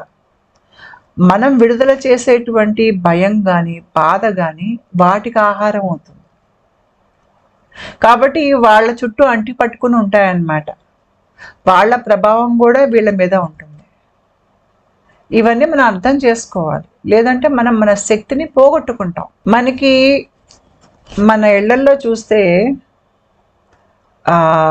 దిష్టి తీయటం లాంటివి మనం చేస్తూ ఉంటాం. ఆ దిష్టి తీయటం ఏంటి అంటే, ఇది చూడండి, మనం నిమ్మకాయలు వాడతాము, వేపాకుతో అమ్మవారిని అలంకరిస్తాము. ఎవరికైనా వాళ్ళ ఇంటి మీద ఎవరిదైనా దుష్ట చూపు పడుతోంది, లేదంటే ఏదైనా వైరస్ లాంటిది వస్తుందంటే వేపాకులు కడతాము. నిమ్మకాయలు, మిరపకాయలు, గుమ్మడికాయ ఇవన్నీ ఎందుకు అంటే, మీకు వేపాకులో వెల్లుల్లిపాయ ఎక్కడికంటే కూడా బయట దేశాల్లో వెల్లుల్లిపాయ కడతారు, దయ్యాలు వాటిని దూరం పెట్టడానికి. ఎందుకు అంటే వేపాకులో, మీకు మిరపకాయలో, వెల్లుల్లిపాయలో మీకు సల్ఫర్ అనేది ఉంటుంది. సల్ఫర్ ఏంటి, వెలుగుని పెంచేటువంటి, లేదంటే దాంట్లో వెలుగు ఉంటుంది. అది వెలుగుని సృష్టించగలుగుతుంది. సల్ఫర్ సూర్యుడి నుంచి వెలుగు ఉత్పత్తి అయినట్టుగా సల్ఫర్లోంచి కూడా వెలుతురు అనేది ఉత్పత్తి అవుతుంది. నేను మీకు సల్ఫర్ ఫ్లేమ్ పిక్చర్ ఒకటి ఉంది, చూపిస్తాయి. ఇది సల్ఫర్లోంచి ఉత్పత్తి అయ్యేటువంటి వెలుగు. మనకి ఈ వెలుగు ఉత్పత్తి మనకి సల్ఫర్ నుంచి అవుతుంది కాబట్టి చాలామంది ఏం చేస్తారంటే, వాళ్ళకి దిష్టి తగలకుండా, లేదంటే దుష్ట బుద్ధి ఉన్న వాళ్ళని దూరం పెట్టాలన్నా, లేదు అంటే దుష్టాత్మల్ని దూరం పెట్టాలన్నా సల్ఫర్కి సంబంధించిన వస్తువులు వాడతాం మనం అక్కడ. గుమ్మడికాయ గింజల్లో కూడా సల్ఫర్ ఉంటుంది. మీరు గుమ్మడికాయ రంగు చూశారు అంటే కూడా మీకు దానికేనో మీకు సూర్యుడు ఒక రంగుకి దగ్గరగా ఉంటుంది. గుమ్మడికాయ మనమే కాదు, బయట దేశాల్లో కూడా వాడతారు. హాలోవీన్లో అంతా మీకు గుమ్మడికాయలే పెడతారు. మనం దసరా పండగలకి, లేదంటే ఏదైనా కొత్త వాహనాలు కొన్నప్పుడు గుమ్మడికాయ దిష్టి తీసేస్తూ ఉంటాం. తెల్ల గుమ్మడికాయతో తీస్తాము, ఈ గుమ్మడికాయతో కూడా కొంతమంది దిష్టి తీస్తారు. ఎందుకంటే గుమ్మడికాయ గింజల్లో సల్ఫర్ ఉంటుంది. తర్వాత మీద అగ్ని పెడతాం. ఎందుకు, ఆ ప్రకాశం, మీకు చెప్పాను, ఎనర్జీ ట్రాన్స్ఫర్, వెలుగు ట్రాన్స్ఫర్ అనేది జరుగుతుంది. మనకి ఎవరికైనా బాగా దిష్టి తగిలిందంటే, పూర్వం మన ఇళ్లలో కొత్త బట్టని నువ్వుల నూనెలో ముంచి ఆ మనిషి చూస్తుండగా ఆ బట్టని కాల్చేవారు. ఆ కాల్చుతున్నప్పుడు ఆ బట్టలోంచి మీకు వెలుగు చుక్కలు కిందకు పడుతుండేవి. ఎంత వెలుగు చుక్కలు కిందకు పడితే ఆ మనిషికి అంత దిష్టి తగిలిందని అర్థం.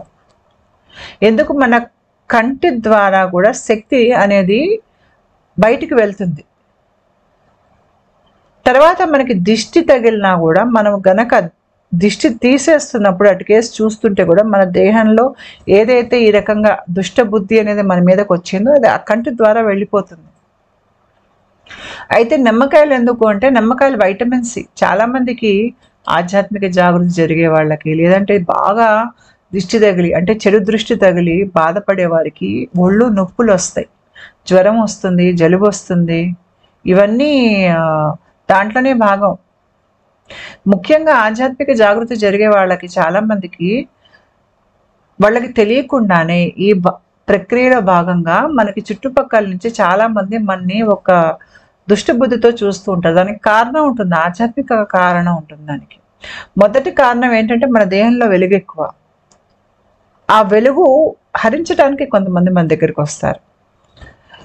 ఇంకో విషయం ఏంటి అంటే మన దేహంలో ఆధ్యాత్మిక ప్రక్రియ అవుతున్నప్పుడు మన దిగువ స్పందన నుంచి పై స్పందనకేసి వెళ్తున్నప్పుడు మన ఏంటో మనకి తెలియదు.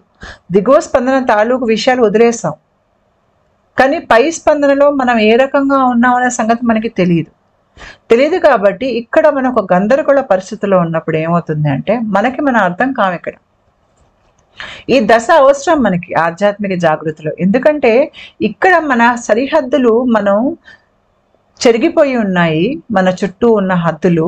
వాటిని మళ్ళీ మనం పై స్థాయి చైతన్య స్థితిలో మళ్ళీ ఆ హద్దుల్ని మనం గీసుకుంటాం. ఎలా గీసుకుంటాం? మనల్ని మనం అక్కడ వేరే రకంగా వర్ణించుకుంటాం. నేను ఈ పని చెయ్యను, నేను ఇది కాదు, నేను అది కాదు, అలా మనల్ని మనం వర్ణించుకుంటాం. అంటే నేను ఒకళ్ళని కొట్టి తిట్టను, అది నా తత్వం కాదు. నేను లంచాలు తీసుకోను, నా తత్వం కాదు. నేను చెడు పనులు చెయ్యను, అది నా తత్వం కాదు. అబద్ధాలు ఆడను, అది నా తత్వం కాదు. ఈ రకంగా నేను ఇది కాదు, అది కాదు అంటూ మనల్ని మనం ఒక పై స్పందనలో మన ఉనికి మనల్ని మనం తిరిగి మనం సృష్టించుకుంటున్నాం. ఆ పై స్పందనలో మనం తయారైనటువంటి ఉనికికి గతంలో మనం బ్రతికిన జీవితానికి సంబంధం ఉండదు. మనం మారిపోయి ఉంటాం. మారిపోయాం, కానీ మనలో వచ్చిన మార్పు ఏంటో మనకు అర్థం కాదు. ఆ మార్పు ఏంటో మనకు అర్థం కానంత కాలం కొద్దిగా మన హద్దులు చెరిగిపోయి ఉంటాయి. ఇది ప్రక్రియల భాగం. మనకి ఆరిక్ ఫీల్డ్ ఉంటుంది, బాగా బలంగా ఆరిక్ ఫీల్డ్ మనకి దేహంలో ప్రవహించింది అనుకోండి, ఇది వ్యానవాయువు. నేను దీని గురించి గతంలో వీడియోస్ చేశాను. ఆ వీడియో లింక్ నేను పెడతాను, చూడండి డిస్క్రిప్షన్ బాక్స్లో. ఈ వ్యానవాయువు ఏంటంటే మనకి ప్రక్రియలో సన్నగిలుతుంది, అప్పుడప్పుడు ఉధృతంగా ప్రవహిస్తుంది. అది తగ్గినప్పుడు ప్రవాహం, ఇది మన రక్షణ కవచం. ఇది బాగా ప్రవహించింది అనుకోండి, మీ మీద ఎవరు వేలు కూడా వేయలేరు. ఇది మిమ్మల్ని కాపాడుతుంది. కానీ ప్రక్రియల భాగంగా మనల్ని మనం తిరిగి అర్థం చేసుకునేటప్పుడు కొన్ని దశల్లో ఇది సరిగ్గా ప్రవహించదు. అది ప్రక్రియల భాగం, అలాగే జరగాలి. అలా సరిగ్గా ప్రవహించినప్పుడు ఏమవుతుందంటే మనం చాలా మంది ఈ దుష్ట బుద్ధి ఉన్న వాళ్ళని మన జీవితంలోకి ఆకర్షిస్తాం. అంటే అది ఎట్లా వస్తారు అంటే, ఒక వెలుగుని చూసి వెలుగు పురుగులు వస్తాయి చూడండి, ఆ పురుగులన్నీ వెలుగు మీదకి వస్తాయి. అలా ఆ రకంగా మనం ఆకర్షిస్తాం ఈ దుష్ట బుద్ధి ఉన్న వాళ్ళందరినీ. ఎందుకు? అక్కడ మనకి ఆ దశలో మనకి లోపల కొంత వెలుగు ఉంది. వెలుగు ఉండటమే కాకుండా అక్కడ మనకి ఈ ఆరిక్ ఫీల్డ్ సరిగ్గా ప్రవహించట్లేదు. అంటే ఒక రకంగా మన రక్షణ మనం కోల్పోయి ఉన్నాం. రక్షణ కోల్పోయినప్పుడు ఏమవుతుంది? మీకు రోగాలు వస్తాయి, బ్యాక్టీరియా వస్తుంది, దుష్టబుద్ధి ఉన్న మనుషులు వస్తారు, అంతే దుష్టాత్మలు కూడా వస్తాయి. అందరూ ఒకసారి మీదకి వస్తారు. కొన్ని దశల్లో ఇది మనకు జరుగుతుంది, అది ప్రక్రియ అంతా జరుగుతుంది, అలాగే జరుగుతుంది అది. అయితే ఈ దశలో మనకి దిష్టి తగలటం లాంటిది కానీ, దుష్ట బుద్ధి ఉన్న వాళ్ళ కళ్ళల్లో పడటం కానీ, కొంతమందికి ఏంటంటే ఆ గుంపుగా వచ్చి వాళ్ళని సతాయిస్తారు. ఇప్పుడు వీళ్ళు ఏమైనా ఎవరితో అయినా బయట టూర్కి వెళ్ళారనుకోండి, ఆ టూర్ గ్రూప్లో 50 మంది ఉన్నారనుకుందాం. వీళ్ళు అందులో ఒకళ్ళు ఆధ్యాత్మికంగా ఎదిగేవాళ్ళు. వాళ్ళు అక్కడికి వెళ్ళినప్పుడు వాళ్ళకి ధ్యానవాయు సరిగ్గా ప్రవహించలేదనుకోండి, అక్కడ ఆ గుంపులో ఒకడికి వీళ్ళ మీద కసి వస్తుంది. మిగతా వాళ్ళందరినీ వాళ్ళ ప్రభావం వాళ్ళ మీద ప్రభావితం చేసి వాళ్ళు అందరినీ మనిషికి వ్యతిరేకంగా చేసేసి ఆ టూర్లో ఉన్న మిగతా 10 రోజులు మొత్తం 49 మంది ఇతన్ని పీడించుకు తింటారనమాట. ఆ రకంగా గుంపుగా కూడా అటాక్ అనేది జరుగుతుంది. అంతేకాకుండా మనకి కుటుంబ కలహాలు, మన ఏదైనా పెళ్ళిళ్ళకి వెళ్ళినా, ఎక్కడైనా ఫంక్షన్స్కి వెళ్ళినా వాళ్ళు మాట్లాడుకునే మాటలు మనకి రుచించవు. మనం వాటిల్లో పాల్గొకపోయేసరికి వాళ్ళకి మన మీద కోపాలు వస్తాయి. మాట్లాడలేదు, నేను ఇలా అంటే ప్రశ్నకి జవాబు చెప్పలేదు. వాళ్ళు మాట్లాడే చెడు, వాళ్ళు చెప్పే చెడుతో మీరు కూడా ఆమోదించాలి దాన్ని. మీరు ఆమోదించలేదు అనుకోండి, వాళ్ళకి నచ్చదు. ఎంతసేపటికి ఆరాలు తీయటం, ఎంతలో ఉండాలో తెలియకపోవటం, తర్వాత గతంలో విషయాలు తవ్వి మళ్ళీ ఏదో గొడవలు పెట్టుకోవటం, లేదంటే చెప్పాను కదా డబ్బని, రాజకీయాలని, ఇలాంటి వివాదాలు, ఇవన్నీ ఇట్లాంటి వాళ్ళు కూడా ఆ సమయంలో మనకి ఎక్కువ వస్తారు. మన చుట్టాలు వచ్చి తిట్టిపోయే చుట్టాలు చాలా ఎక్కువ మంది ఉంటారు. 10 మందిలో నించోపెట్టి అవమానించే చుట్టాలు ఉంటారు. అంతేకాకుండా ఇలాంటి పరిస్థితుల్లో మనం చెడు స్నేహితుల్ని ఆకర్షించటం, లేదు అంటే మనల్ని మనం పెళ్లి చేసుకుందాం అనుకుంటాం, లేదంటే ఎవరితోనో ప్రేమలో పడతాం, వాళ్ళు కూడా అంతే దుష్టబుద్ధి ఉన్న వాళ్ళు మన జీవితంలోకి రావటం, పరిస్థితులు కూడా ప్రతికూల పరిస్థితులు రావటం, అన్నీ ఏదో మనం అన్ని వైపుల నుంచి చెడు ఆకర్షిస్తూ ఉంటాం అన్నమాట ఆ సమయంలో. లేదు, ఎవరినైతే మీరు చాలా ఎక్కువగా నమ్ముతారో ఆ మనిషి మిమ్మల్ని మోసం చేసేయటం.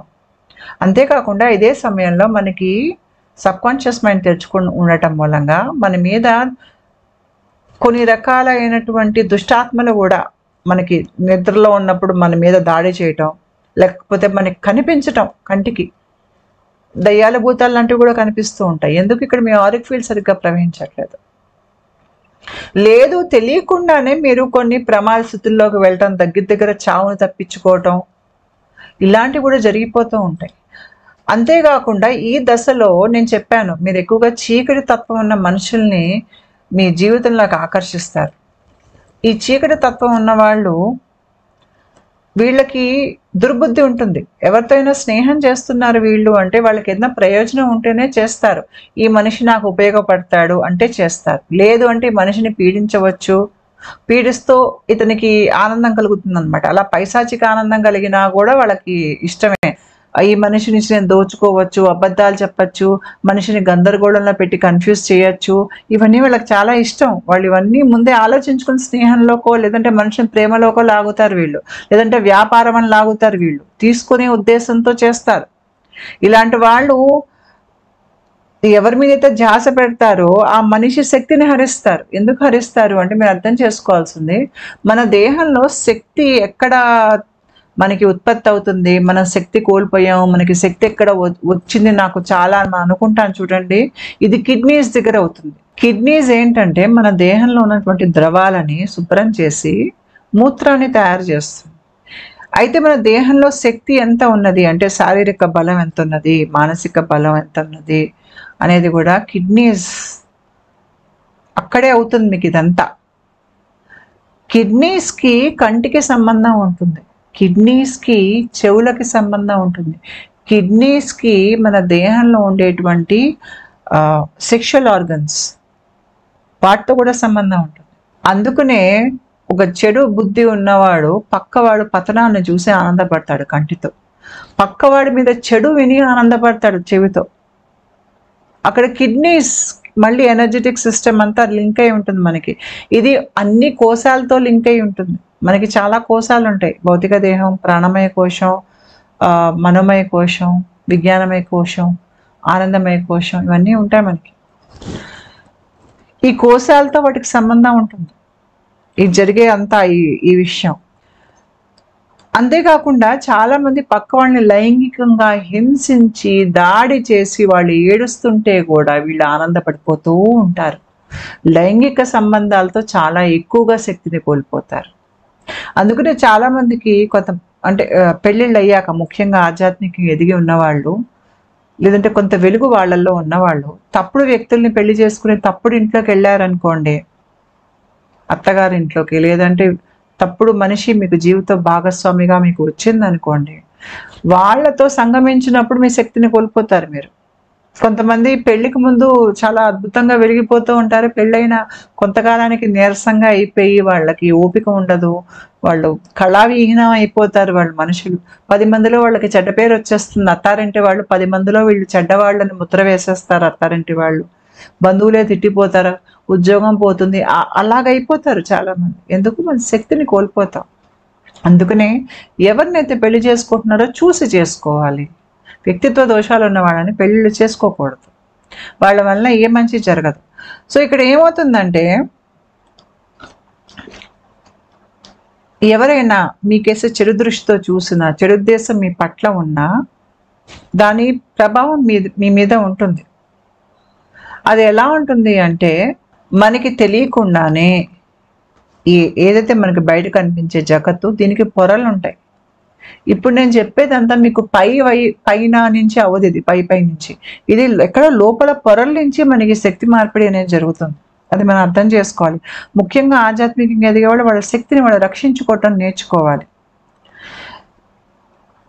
తర్వాత మీకు ఎప్పుడు శక్తిని కోల్పోతారు అంటే, మీరు ఎప్పుడైతే భయంలోకి వెళ్తారో, గందరగోళంలోకి వెళ్తారో, ఎవరైనా మీ మీద ఏదైనా నింద మోపితే మిమ్మల్ని మీరు ఎక్స్ప్లెయిన్ చేసుకునే ప్రయత్నంలో ఉంటారో, మీకు దుఃఖం వేస్తుందో, బాధ వేస్తుందో, మిమ్మల్ని ఎవరైనా ఎక్స్‌ప్లాయిటేషన్ అంటే మీ దగ్గర లాక్కునే ఒక ఉద్దేశం, మీ విషయాలు, అది మీ ఇన్ఫర్మేషన్ అవ్వచ్చు, మీ దగ్గర సొమ్ము అవ్వచ్చు, మీ మంచి పేరు అవ్వచ్చు, ఏదో ఒకటి మిమ్మల్ని అనవసరంగా వాడుకోవటం, ఇట్లాంటివి చేసినప్పుడు కూడా మీ శక్తిని కోల్పోతారు మీరు. ఎవరైనా మిమ్మల్ని నిందించినా, కొట్టినా, తిట్టినా, అవమానించినా, మీకు అబద్ధాలు చెప్తున్నా, మిమ్మల్ని మోసం చేసి ఏమారుస్తున్నా, నమ్మక ద్రోహం చేసినా, ఎవరినైతే మీరు నమ్ముతారో ఈ మనిషి నాతోనే ఉంటారు అంటే మనిషి వదిలి వెళ్ళిపోతారు. ఎందుకంటే ఇప్పుడు మీరు వాళ్ళకి పనికిరారు కాబట్టి. లేదంటే చెడు పేరు అంటగట్టే ప్రయత్నం చేసిన, 10 మందిలో చెడు ప్రచారం చేసిన, వీటన్నిటి ప్రభావం మీ మీద ఉంటుంది. అప్పుడు మీరు దుఃఖంలోకి వెళ్తారు, మీ స్పందన పడిపోతుంది, భయంలోకి వెళ్ళిపోతారు. అలా వెళ్ళినప్పుడు ఏమవుతుంది, మీరు మీ శక్తిని కోల్పోతారు. అందుకనే చూడండి, ఆధ్యాత్మిక ఎదిగే వాళ్ళు కూడా వాళ్ళకి తీవ్రమైనటువంటి అవమానం జరిగింది అనుకోండి, ఒక్కసారిగా శరీర స్పందన కోల్పోతారు వాళ్ళు. ఎందుకో వెలుగు వెళ్ళిపోతుంది బయటికి. వాళ్ళు ఎంతో సాధన చేసి పెంచుకున్నటువంటి వెలుగు వెళ్ళిపోతుంది. అందుకనే ఆధ్యాత్మికంగా ఎదిగే ప్రయత్నం చేసేవాళ్ళు వాళ్ళ కాలాన్ని ఎక్కడ గడుపుతున్నారు, ఎలాంటి వాళ్ళ మధ్యలో గడుపుతున్నారు అనేది వాళ్ళు చూసుకోవాలి, ఎలాంటి ఇళ్ళకి వెళ్తున్నారు. అందుకనే చూడండి, మీరు బాగా ఆధ్యాత్మికంగా ఎదిగిన వాళ్ళు ఎవరు పడితే వాళ్ళ ఇళ్ళకి వెళ్ళరు. అందరి చేతి వంట వాళ్ళు తినరు. ఎందుకంటే భోజనం వండే మనిషి ఆలోచనలు కూడా సరిగ్గా ఉండాలి. లేదనుకోండి, ఆ రకంగా కూడా మనం ఆ భోజనం తిని మనం బాధపడతాం.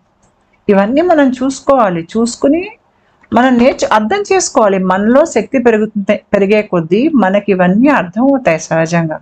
అర్థం కాలేదనుకోండి, శక్తి కోల్పోతారు. ఎవరైతే పక్క వాళ్ళ నుంచి తీసుకుందాం అనేటువంటి ఉద్దేశంతో ఉంటారో వాళ్ళకి దుష్టబుద్ధి ఎక్కువ ఉంటుంది. ఆధ్యాత్మికంగా ఎదిగేవారికి ఇచ్చే తత్వం ఎక్కువ ఉంటుంది. ఇచ్చే తత్వం ఉన్న వాళ్ళకి, ఉదార స్వభావం ఉన్న వాళ్ళకి మంచి మనసు ఉంటుంది, మంచి ఆలోచనలతో ఇస్తారు వాళ్ళు. కాబట్టి మీకు మీ దేహం నుంచి శక్తి వేరే వాళ్ళకి ఎప్పుడు వెళ్తుంది అంటే, ఇట్లా తీసుకునే వంటి తత్వం లేదు అంటే, కొద్ది దుష్టి బుద్ధి ఎక్కువ ఉన్నవాళ్ళు, మీ మీద మిమ్మల్ని చూసి ఈర్ష్యపడేవాళ్ళు, అసూయపడేవాళ్ళు, మీరంటే మంచి అభిప్రాయం లేని వాళ్ళు, ఈ మనిషి అమాయకుడు వాడుకుని వదిలేద్దాం అనుకునేటువంటి తత్వం ఉన్నవాళ్ళు, ఇలాంటి వాళ్ళు మీ జీవితంలోకి వస్తే ఏమవుతుందంటే, మీ జీవితంలో అనవసరపు గందరగోళం ఎక్కువ అవుతుంది, ప్రశాంతత పోతుంది మీకు. వీళ్ళు భయపెట్టే విషయాలే చెప్తారు. మామూలుగా కలవటానికి వెళ్ళినా కూడా భయపెట్టే విషయాలు చెప్తారు. ఎక్కడో సంబంధం లేని చోట 6 నెలల క్రితం తుఫాన్ వచ్చి 100 మంది చచ్చిపోయి ఉంటారు. ఆ విషయం మీకు ఇప్పుడు చెప్తారు. అందుకు ఒకసారిగా మీకు ఆ దుఃఖంలోకి మిమ్మల్ని తీసుకెళ్ళటానికి. లేదు అంటే గందరగోళం అనే అబద్ధాలు చెప్తారు. ఏదో ఈ ప్రోగ్రామ్ అంటారు, లేదంటే ఆ ఫైనాన్షియల్ ఇన్వెస్ట్మెంట్ అంటారు, ఏదో మనకు అర్థం కాని మాటలన్నీ చెప్తారు. ఏదో రకంగా డబ్బు గుంజే ప్రయత్నం చేస్తారు. తర్వాత ఎక్కువ కన్ఫ్యూజ్ చేస్తారు. వీళ్ళు సమాచారం సరిగ్గా ఇవ్వరు, స్పష్టంగా ఏది చెప్పరు, అన్ని గందరగోళంగానే ఉంటాయి. అసలు సమాచారాన్ని మీకు అందకుండా దాచేస్తారు. ఏ సమాచారం అయితే మీ దాకా వస్తే మీకు ఊరట అనేది కలుగుతుందో అది ఆపేస్తారు.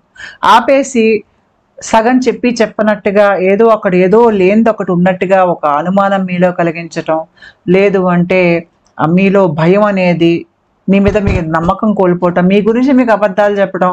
ఒకవేళ మీరు పని బాగా చేస్తే నువ్వు సరిగ్గా చేయలేదు అని చెప్తారు. ఎందుకు?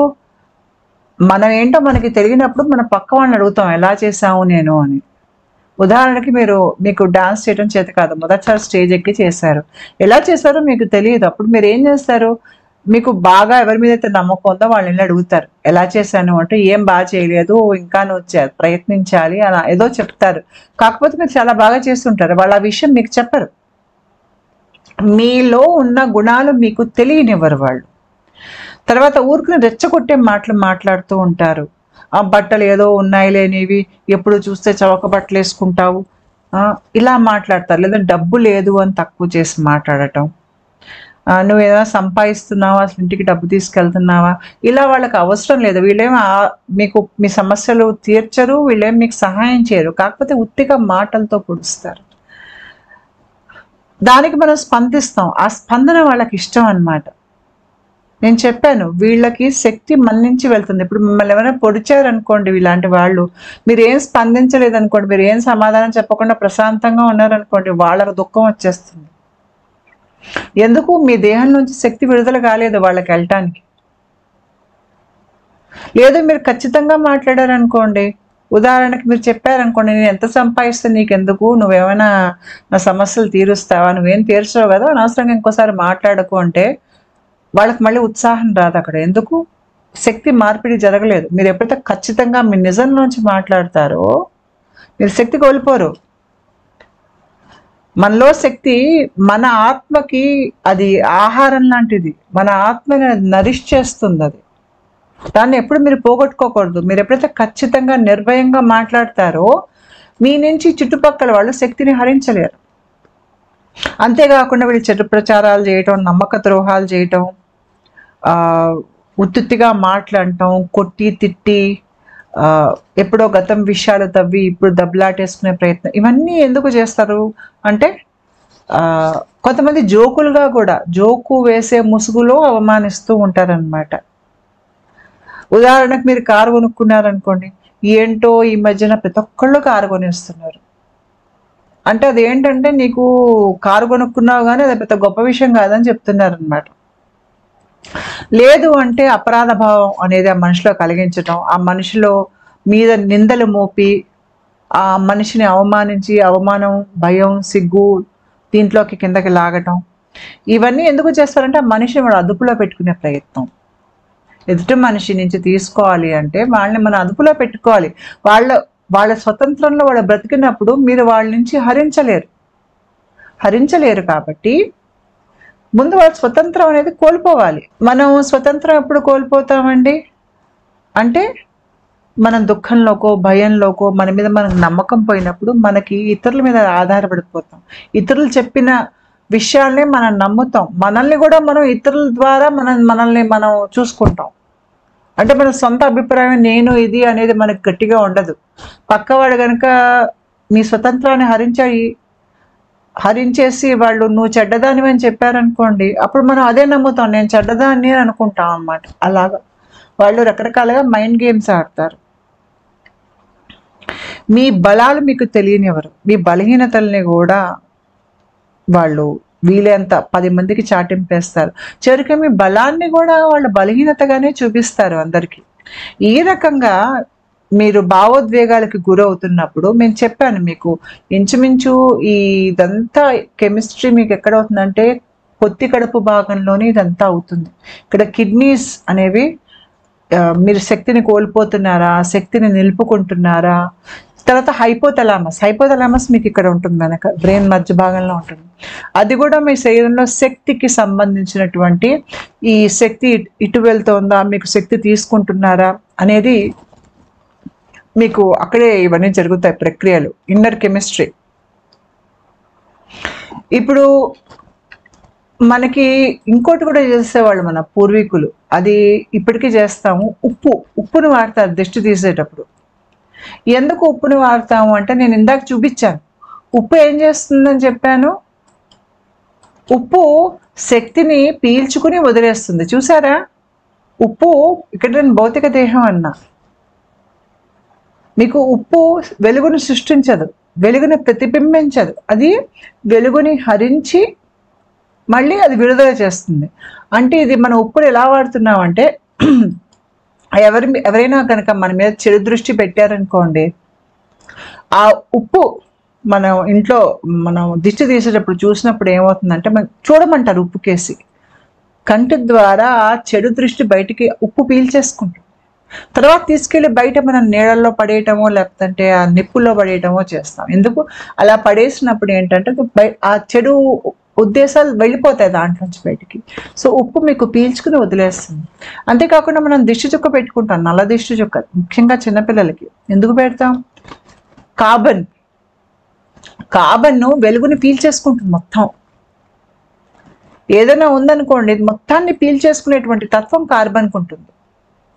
కాబట్టి మన ముఖం మీద దిష్టి చుక్క పెడతారు, లేదంటే కొంతమంది నల్లబొట్టు పెట్టుకుంటారు, కంటికి కాటిక పెట్టుకుంటారు. ఎందుకు పెట్టుకుంటారు అంటే, ఎవరి దృష్టి అయినా చెడు దృష్టి మన మీద పడ్డప్పుడు ఆ నలుపు ఆ మనిషి దృష్టిని పీల్చేస్తుంది, ఆ దుష్ట బుద్ధిని అది పీల్చేస్తుంది. పీల్చేసినప్పుడు మనం తర్వాత ఇంటికి వెళ్ళి చెరిపేసామనుకోండి, ముఖానికి ఉన్న నలుపు ఎక్కడో పెట్టుకున్న బొట్టు కానీ లేదు అంటే ఆ కాటుకు కానీ తీసేసామనుకోండి, ఆ దృష్టి దాంతో పోతుంది, అది దాని ప్రభావం మీద ఉండదు. అందుకనే కాటుక పెట్టుకోవాలి. ఈ మధ్యన చాలా మంది పెట్టుకోవట్లేదు. ఈ దుష్టాత్మలు కానీ దుష్ట బుద్ధి ఉన్న వాళ్ళు ఏం చేస్తున్నారంటే, వాళ్ళల్లో ఉన్నటువంటి చీకటిని వాళ్ళు భరించలేరు, వాళ్ళ చీకటిని వాళ్ళని భరించలేరు. కాబట్టి ఎదుటి వాళ్ళని పీడించి వాళ్ళల్లో వెలుగుని వాళ్ళు హరిస్తున్నారు. హరించినప్పుడు వీళ్ళకి ఆనందం. చుట్టూ ఎవరు లేరనుకోండి, వీళ్ళకి తీవ్రమైన భయంలోకి దుఃఖంలోకి వెళ్ళిపోతారు. కానీ ఒక ఆధ్యాత్మికంగా ఎదిగిన మనిషి ఒంటరిగా ఉన్నప్పుడు చాలా ఆనందంగా ఉంటారు, ఎంతో ప్రశాంతంగా ఉంటారు. ఎందుకు? వాళ్ళ లోపల ఆధ్యాత్మిక చైతన్య వెలుగు అనేది చాలా చక్కగా వాళ్ళల్లో ఉంది. కాబట్టి వాళ్ళకి పక్కన మనిషి అవసరం లేదు. యోగి వెళ్ళి ఒంటరిగా గృహలో అలా కూర్చుని ఏళ్ల తరబడి ఉండగలుగుతాడు. కానీ ఉన్మాదులు వాళ్ళు గుంపుగానే ఉంటారు, నిత్యం భయపడుతూ ఒకరితో ఒకరు కొట్లాట్లు పెట్టుకుంటూ విడిపోరు. మళ్ళీ వాళ్ళు కలిసి అక్కడే ఉంటారు, రోజు ఏదో గొడవల పంచాయతీలు పెట్టుకుంటూ. ఎందుకంటే వాళ్ళు ఒంటరిగా బ్రతకలేరు, వాళ్ళ దేహంలో అంత వెలుగు లేదు కాబట్టి. అయితే మనకి ఈ ఆధ్యాత్మిక మార్పులు మన దేహంలో అవుతున్నాయి అంటే మనకి చాలా సిమ్టమ్స్ వస్తాయి. అదేంటి? అలసట అనేది చాలా ముఖ్యంగా మనకి ప్రక్రియలో వస్తుంది. సహజంగానే ప్రక్రియ చాలా కష్టమైనటువంటి ప్రక్రియ. ఆ ప్రక్రియలో మన కిడ్నీస్, లోపల అవయవాలన్నీ కూడా వాటి పని చేసే విధానం మారిపోతుంది. నేను గతంలో కుండలిని సిమ్టమ్స్ మీద వీడియోస్ చేశాను, ప్లేలిస్ట్లో చూసారంటే మీకు ఆ వీడియోస్ కనిపిస్తాయి. సహజంగానే అలసట వస్తుంది మనకే ప్రక్రియ మన మనస్సు మీద, మన దేహం మీద మనకే అది బరువుగా అనిపిస్తే, దానికి తోడు పీడించేవాడు మన జీవితంలో అంటే మన ప్రాణాలు హరించుకుపోయినట్టు మనకు అనిపిస్తుంది. కాబట్టి మీరు ఇలాంటి వ్యక్తులని, ఇలాంటి పరిస్థితుల్ని, ఇలాంటి చోట్లకి ఎంత వీలైతే అంత దూరంగా ఉండాలి. ఇదేంటి, మనకు అదే సమయంలో మన శరీరం, మనకి జ్వరం పెరగటం, మనకి దిష్టికి తగిలినా కూడా జ్వరం వస్తుంది, కొంతమందికి జలుబు వస్తుంది, చర్మ సమస్యలు వస్తాయి, విపరీతంగా భయంలోకి వెళ్తారు కొంతమంది, లేదంటే బాధలోకి, అవమాన భారంలోకి వెళ్తారు. వాళ్ళకి కళల్లో కూడా ఎక్కువ వస్తాయి, కళల్లో కూడా వచ్చి ఎవరో వాళ్ళని పీడిస్తున్నట్టుగా కళలు రావటం, వాళ్ళకి వాళ్ళ జీవితం మీద వాళ్ళకి విరక్తిలా రావటం, అంత చెడు ఆలోచనలు అనేవి ఎక్కువ రావటం, మనుషులు ఎక్కువగా వైరాగ్యం, డిప్రెషన్లోకి వెళ్ళిపోతారు బాగా. ఈ డిప్రెషన్ ఎందుకంటే ఇది మనకి ఆధ్యాత్మిక డిప్రెషన్ కాదు, ఇది ఎవరో నన్ను అన్నారు, నా గురించి అందరూ ఏమనుకుంటున్నారు అనేటువంటి ఒక వ్యధ అది. తర్వాత ఇక్కడే వీళ్ళకి ఏదో పోగొట్టుకున్నట్టుగాను, వాళ్ళేంటో వాళ్ళకి అర్థం కానట్టుగా, వాళ్ళ శక్తి పోయినట్టుగా, ఏదో భవిష్యత్తులో జరుగుతుంది, ఏం జరుగుతుందో తెలియదు కానీ దాని మీద చాలా భయం వేస్తుంది. ఇవన్నీ వాళ్ళు అప్పుడు బాగా అనుభవిస్తారు. ఎందుకు అనుభవిస్తారు అంటే, ఇలా అనుభవాలు మనకి ప్రక్రియలో భాగంగా వస్తాయి. ప్రక్రియలో భాగంగా మీకు ప్రక్రియ పాఠాలు నేర్పిస్తుంది. ఆ పాఠాల్లో సైకాలజీ పాఠాలు కూడా ఉంటాయి. అంటే మనుషుల ఒక మనస్తత్వాలు మీకు అర్థం కావాలి. భూమి మీద పాఠాల్లో భాగం అది, ఒక సబ్జెక్టు మనకి స్కూల్లో నేర్పించారు, ప్రక్రియ నేర్పిస్తుంది. అది నేర్చుకోవడానికి మీకు ఇలాంటి మనుషులు మీ జీవితంలోకి వస్తారు. వాళ్ళు చేసే అలజడి నుంచి మీరు చాలా విషయాలు నేర్చుకుంటారు, మనిషి ఒక తత్వం గురించి. ఇవన్నీ మీకు గనక ఈ పాఠాలు రాకపోతే గనక మీరేంటో మీకు అర్థం కాదు. నాలో వెలుగు ఉంది అనేది నాకు ఎప్పుడు అర్థమవుతుంది అంటే, ఎదుటి మనిషిలో చీకటి కనిపించేప్పుడు నాకు తెలుస్తుంది, ఓహో నేను అలా లేను, నాలో వెలుగు ఉంది అనేది నాకు అర్థమవుతుంది. అందుకోసం కూడా ఇలాంటి వాళ్ళు చాలా మంది మీ జీవితంలోకి వస్తారు. ఒక దశలో వస్తారు, తర్వాత పై దశల్లోకి వెళ్ళాక మీరు వాళ్ళని గుర్తుపట్టేస్తారు, దూరం నుంచే గుర్తుపట్టేస్తారు, దగ్గర రానివ్వరు. దాంతో ఇంకా తర్వాత మీ జీవితంలో అలాంటి వాళ్ళు ఉండరు. కానీ ఒక దశలో అవసరం ఇలాంటి వాళ్ళు రావడం. తర్వాత ఎవరైతే మన మీద చెడు ఉద్దేశంతో దగ్గరికి వస్తారో ఇలాంటి వాళ్ళలో చాలా మందిలో తీవ్రమైనటువంటి ఓర్వలేనితనం అనేది మీకు బాగా కనిపిస్తుంది. వాళ్ళు ఓర్చుకోలేరు. ఆ ఓర్వలేనితనం ఉన్న వాళ్ళకి మనం దూరంగా ఉండాలి. ఈ ఓర్వలేనితనం కూడా వాళ్ళ స్వాదిష్టాన చక్ర భాగం నుంచి వస్తుంది. అయితే మనకి సబ్ కాన్షియస్ మైండ్ నేను చెప్పాను కదా, మనకి జలతత్వం, అది మనకి పొత్తి కడుపు భాగం అంతా సబ్ కాన్షియస్ మైండ్ అని. ఇది మనకి జలంలానే కనిపిస్తుంది కళల్లో. అయితే జలం మనం ప్రశాంతంగా ఉన్నప్పుడు అది ప్రశాంతంగా ఉంటుంది. మనకి కోపం దుఃఖం వచ్చినప్పుడు అది ఎగసెగసి పడుతూ ఉంటుంది మన లోపల.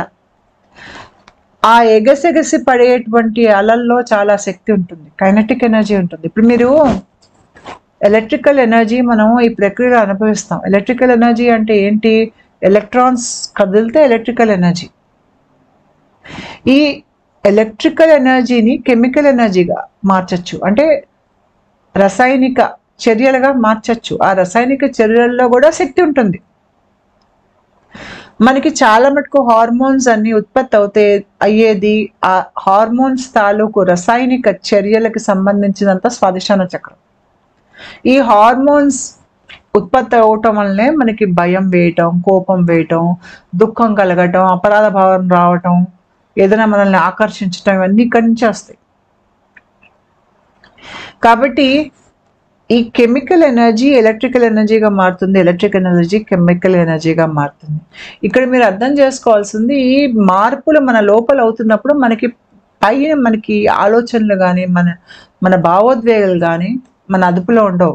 ముఖ్యంగా ఆధ్యాత్మిక జాగృతి మీ దేహంలో జరుగుతోంది అంటే భావోద్వేగాలు చాలా తీవ్ర స్థాయిలో అనుభవిస్తారు. మీకు అపరాధభావం కలిగింది అనుకోండి, తీవ్ర స్థాయిలో వస్తుంది మీకు అది. మీకు అవమాన భారం జరిగినా చాలా తీవ్ర స్థాయిలో వస్తుంది. ఎందుకు? అక్కడ జలతత్వం, జలం ఎగసెగసి పడుతోంది మీకు లోపల. ఆ ఎగసెగసి పడినప్పుడు దాంట్లో చాలా శక్తి, కైనెటిక్ ఎనర్జీ అనేది వస్తుంది మీకు నీళ్ళల్లో. ఇప్పుడు మనకి హైడ్రో డ్యామ్స్ ఉంటాయి, హైడ్రో ఎలక్ట్రికల్ ప్రాజెక్ట్స్. నీళ్ళల్లోంచి మనకి ఎలక్ట్రిసిటీ అనేది ఉత్పత్తి అవుతుంది. అర్థం చేసుకోండి, దాని ప్రభావం అనేది చాలా ఉంటుంది. అయితే మనమేంటో మనకి తెలిసినప్పుడు, మనం ప్రశాంతంగా ఉన్నప్పుడు ఇదే జలం మీకు ప్రశాంతంగా ఉంటుంది. అప్పుడు మనం కూడా ప్రశాంతంగా ఉంటాం. అప్పటికి మన sub conscious mind, unconscious mind అన్నీ తెరిచేసుకుని ఉంటాయి. మన గురించి మనకి పూర్తిగా తెలుసు, మన మీద మనకి పూర్తిగా పట్టు ఉంటుంది అనమాట. అప్పుడు ఎవరైనా మిమ్మల్ని ఏమార్చడానికి వస్తే మీరు పట్టించుకోరు, మీరు మీ నిజం మాట్లాడతారు. అప్పుడు ఏమవుతుందంటే ఎనర్జీ ట్రాన్స్ఫర్ కాదు. ఈలోగా మనల్ని మనం కాపాడుకోవాలంటే మన ఆరిక్ ఫీల్డ్ బాగా పెంచుకోవాలి. నేను ఆరిక్ ఫీల్డ్ ఇందాక చూపించా కదా, ఇది. ఈ వ్యానవాయువు కొద్దిగా మార్పులు వస్తుంటాయి మన దేహంలో ప్రక్రియ జరిగినప్పుడు. నేను అందుకనే గతంలో ఒక వీడియో చేశాను హనుమాన్ చాలీసా మీద.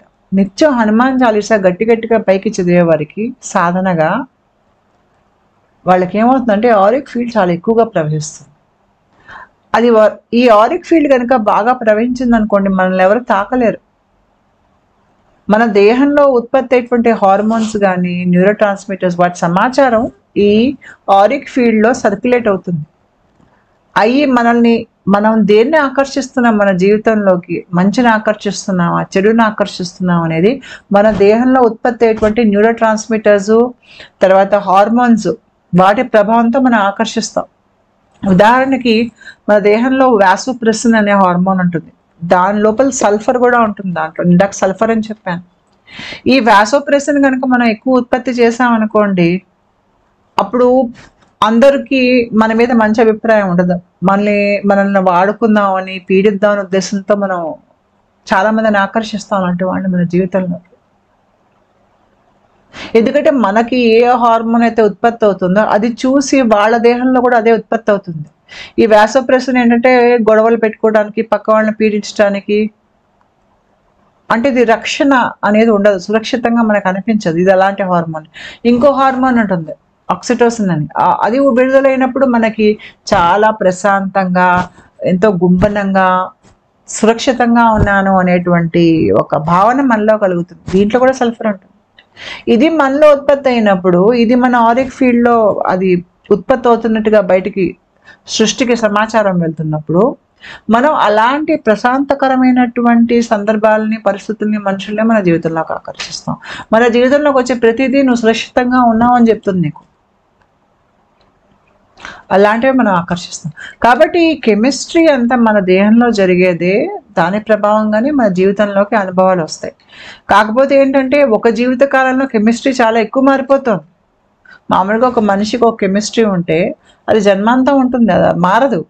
కానీ ఆధ్యాత్మిక జాగృతి జరిగినప్పుడు ఒక మనిషి దేహంలో స్పందన మారిపోతూ ఉంటే కెమిస్ట్రీ మారిపోతూ ఉంటుంది. ఒక జీవిత కాలంలో చాలా మారిపోతారు వాళ్ళు.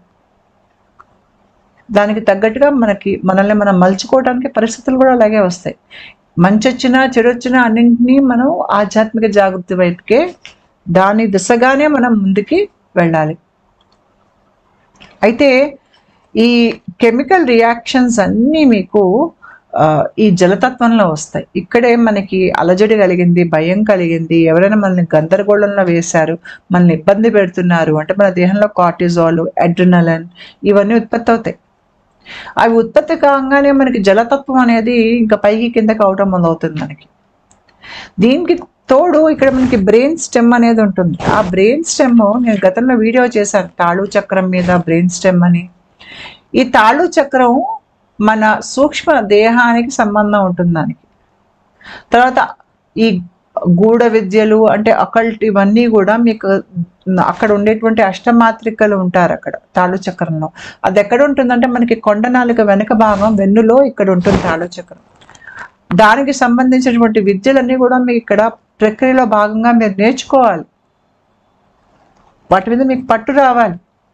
అలాంటివి కూడా మీ జీవితంలో వస్తాయి. అందుకనే మీకు ఆధ్యాత్మిక జాగృతి జరిగేటప్పుడు మీకు మూడో కంట్లో ఏవో రకరకాల జీవాలు కనిపించడం.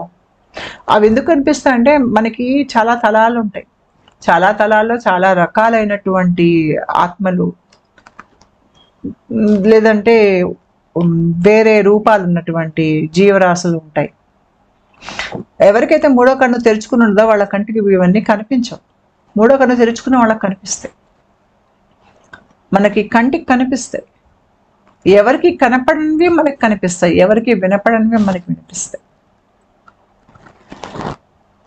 అప్పుడు మనం భయంలోకి వెళ్లకుండా దాన్ని ఒక జ్ఞానంగా చూసామనుకోండి, ఓహో ఇలాంటివి వేరే తలాల్లో ఇలా వ్యక్తులు ఉన్నారు, లేదంటే ఇలాంటి రూపాలు ఉన్న వాళ్ళు ఉన్నారు.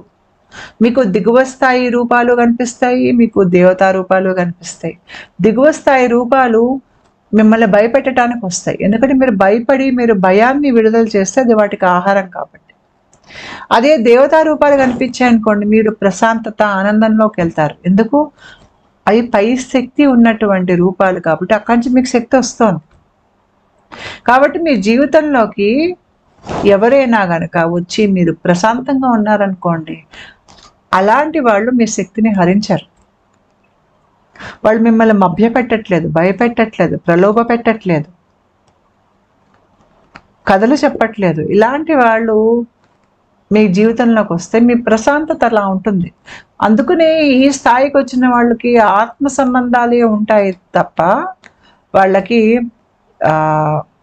ఇంకా కర్మ సంబంధాలు ఉండవు. కర్మ సంబంధాల వల్లనే సమస్యలు మనకి.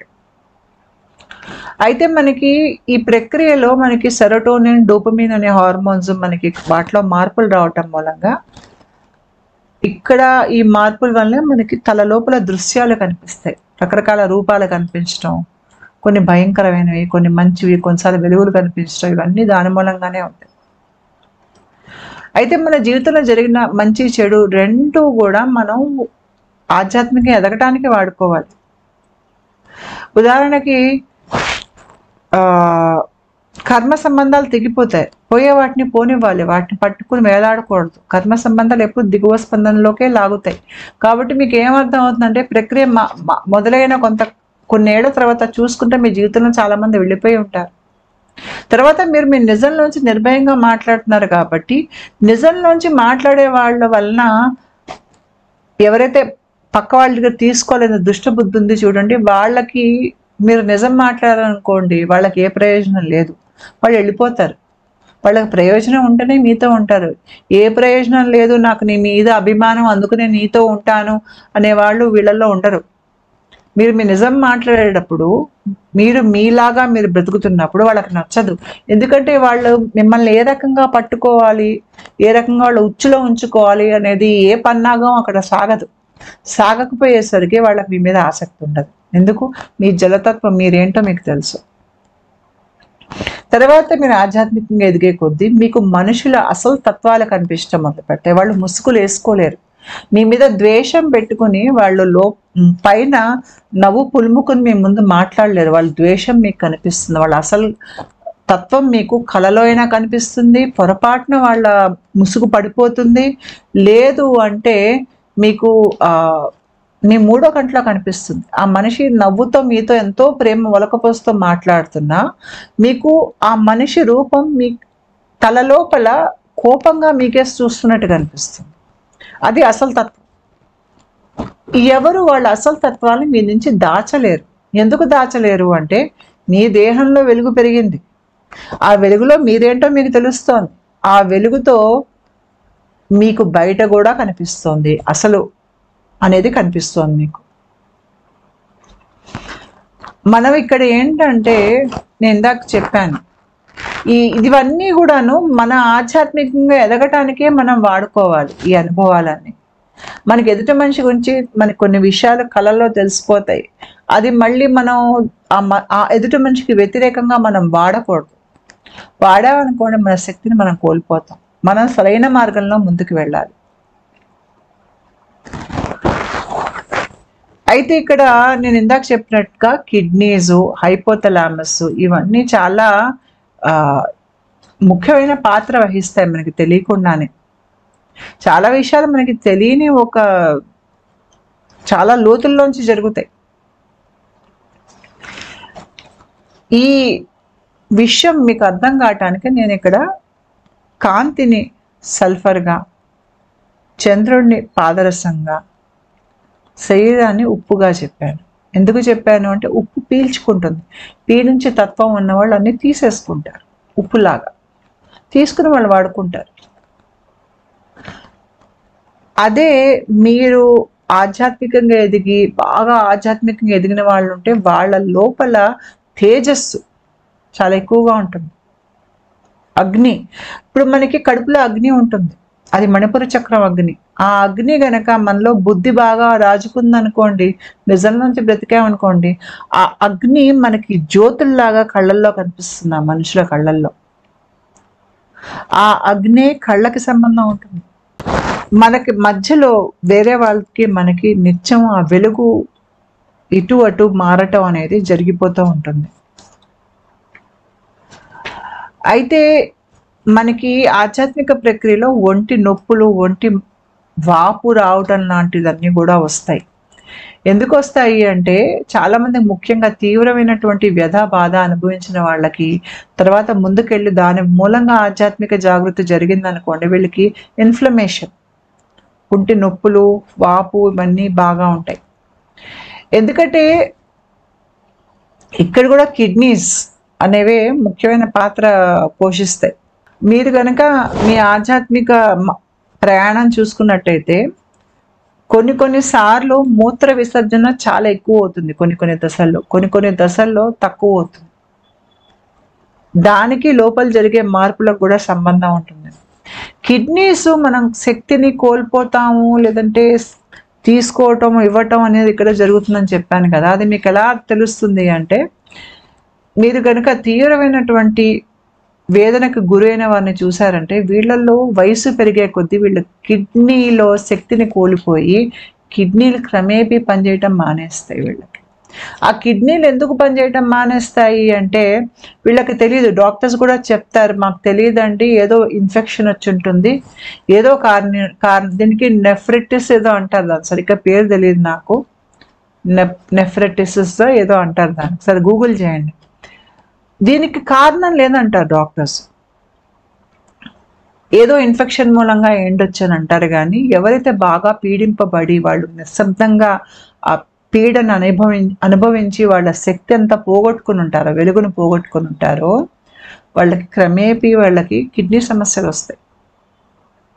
అంతేకాకుండా ఎవరైతే ఒకటేమని పక్క వాళ్ళ నుంచి తీసేసుకుంటూ ఉంటారో, నేను గమనించింది ఈ పీడించే తత్వం ఉన్న వాళ్ళ చాలామందికి, అంటే నేను అందరికీ అని చెప్పను, కానీ వీళ్ళల్లో చాలామందికి నేను గమనించింది ఏంటంటే వీళ్ళకి కిడ్నీ స్టోన్స్ అనేవి వస్తాయి. నేను ఉప్పు ఏంటి తీసుకుంటుంది, తీసుకుని వదిలేస్తుంది. ఆ తీసుకోవటం వెలుగున్న వాళ్ళ దగ్గర వెలుగు తీసేసుకుంటారు. ఆ వెలుగును వాళ్ళు ఎలా వదిలేస్తారంటే వాళ్ళ ఆనందంగా వాళ్ళు వదిలేస్తారు. అలా తీసుకోవటం మూలంగా వాళ్ళ దేహంలో ముఖ్యంగా ఎముకల మధ్యలో మీకు కొద్దిగా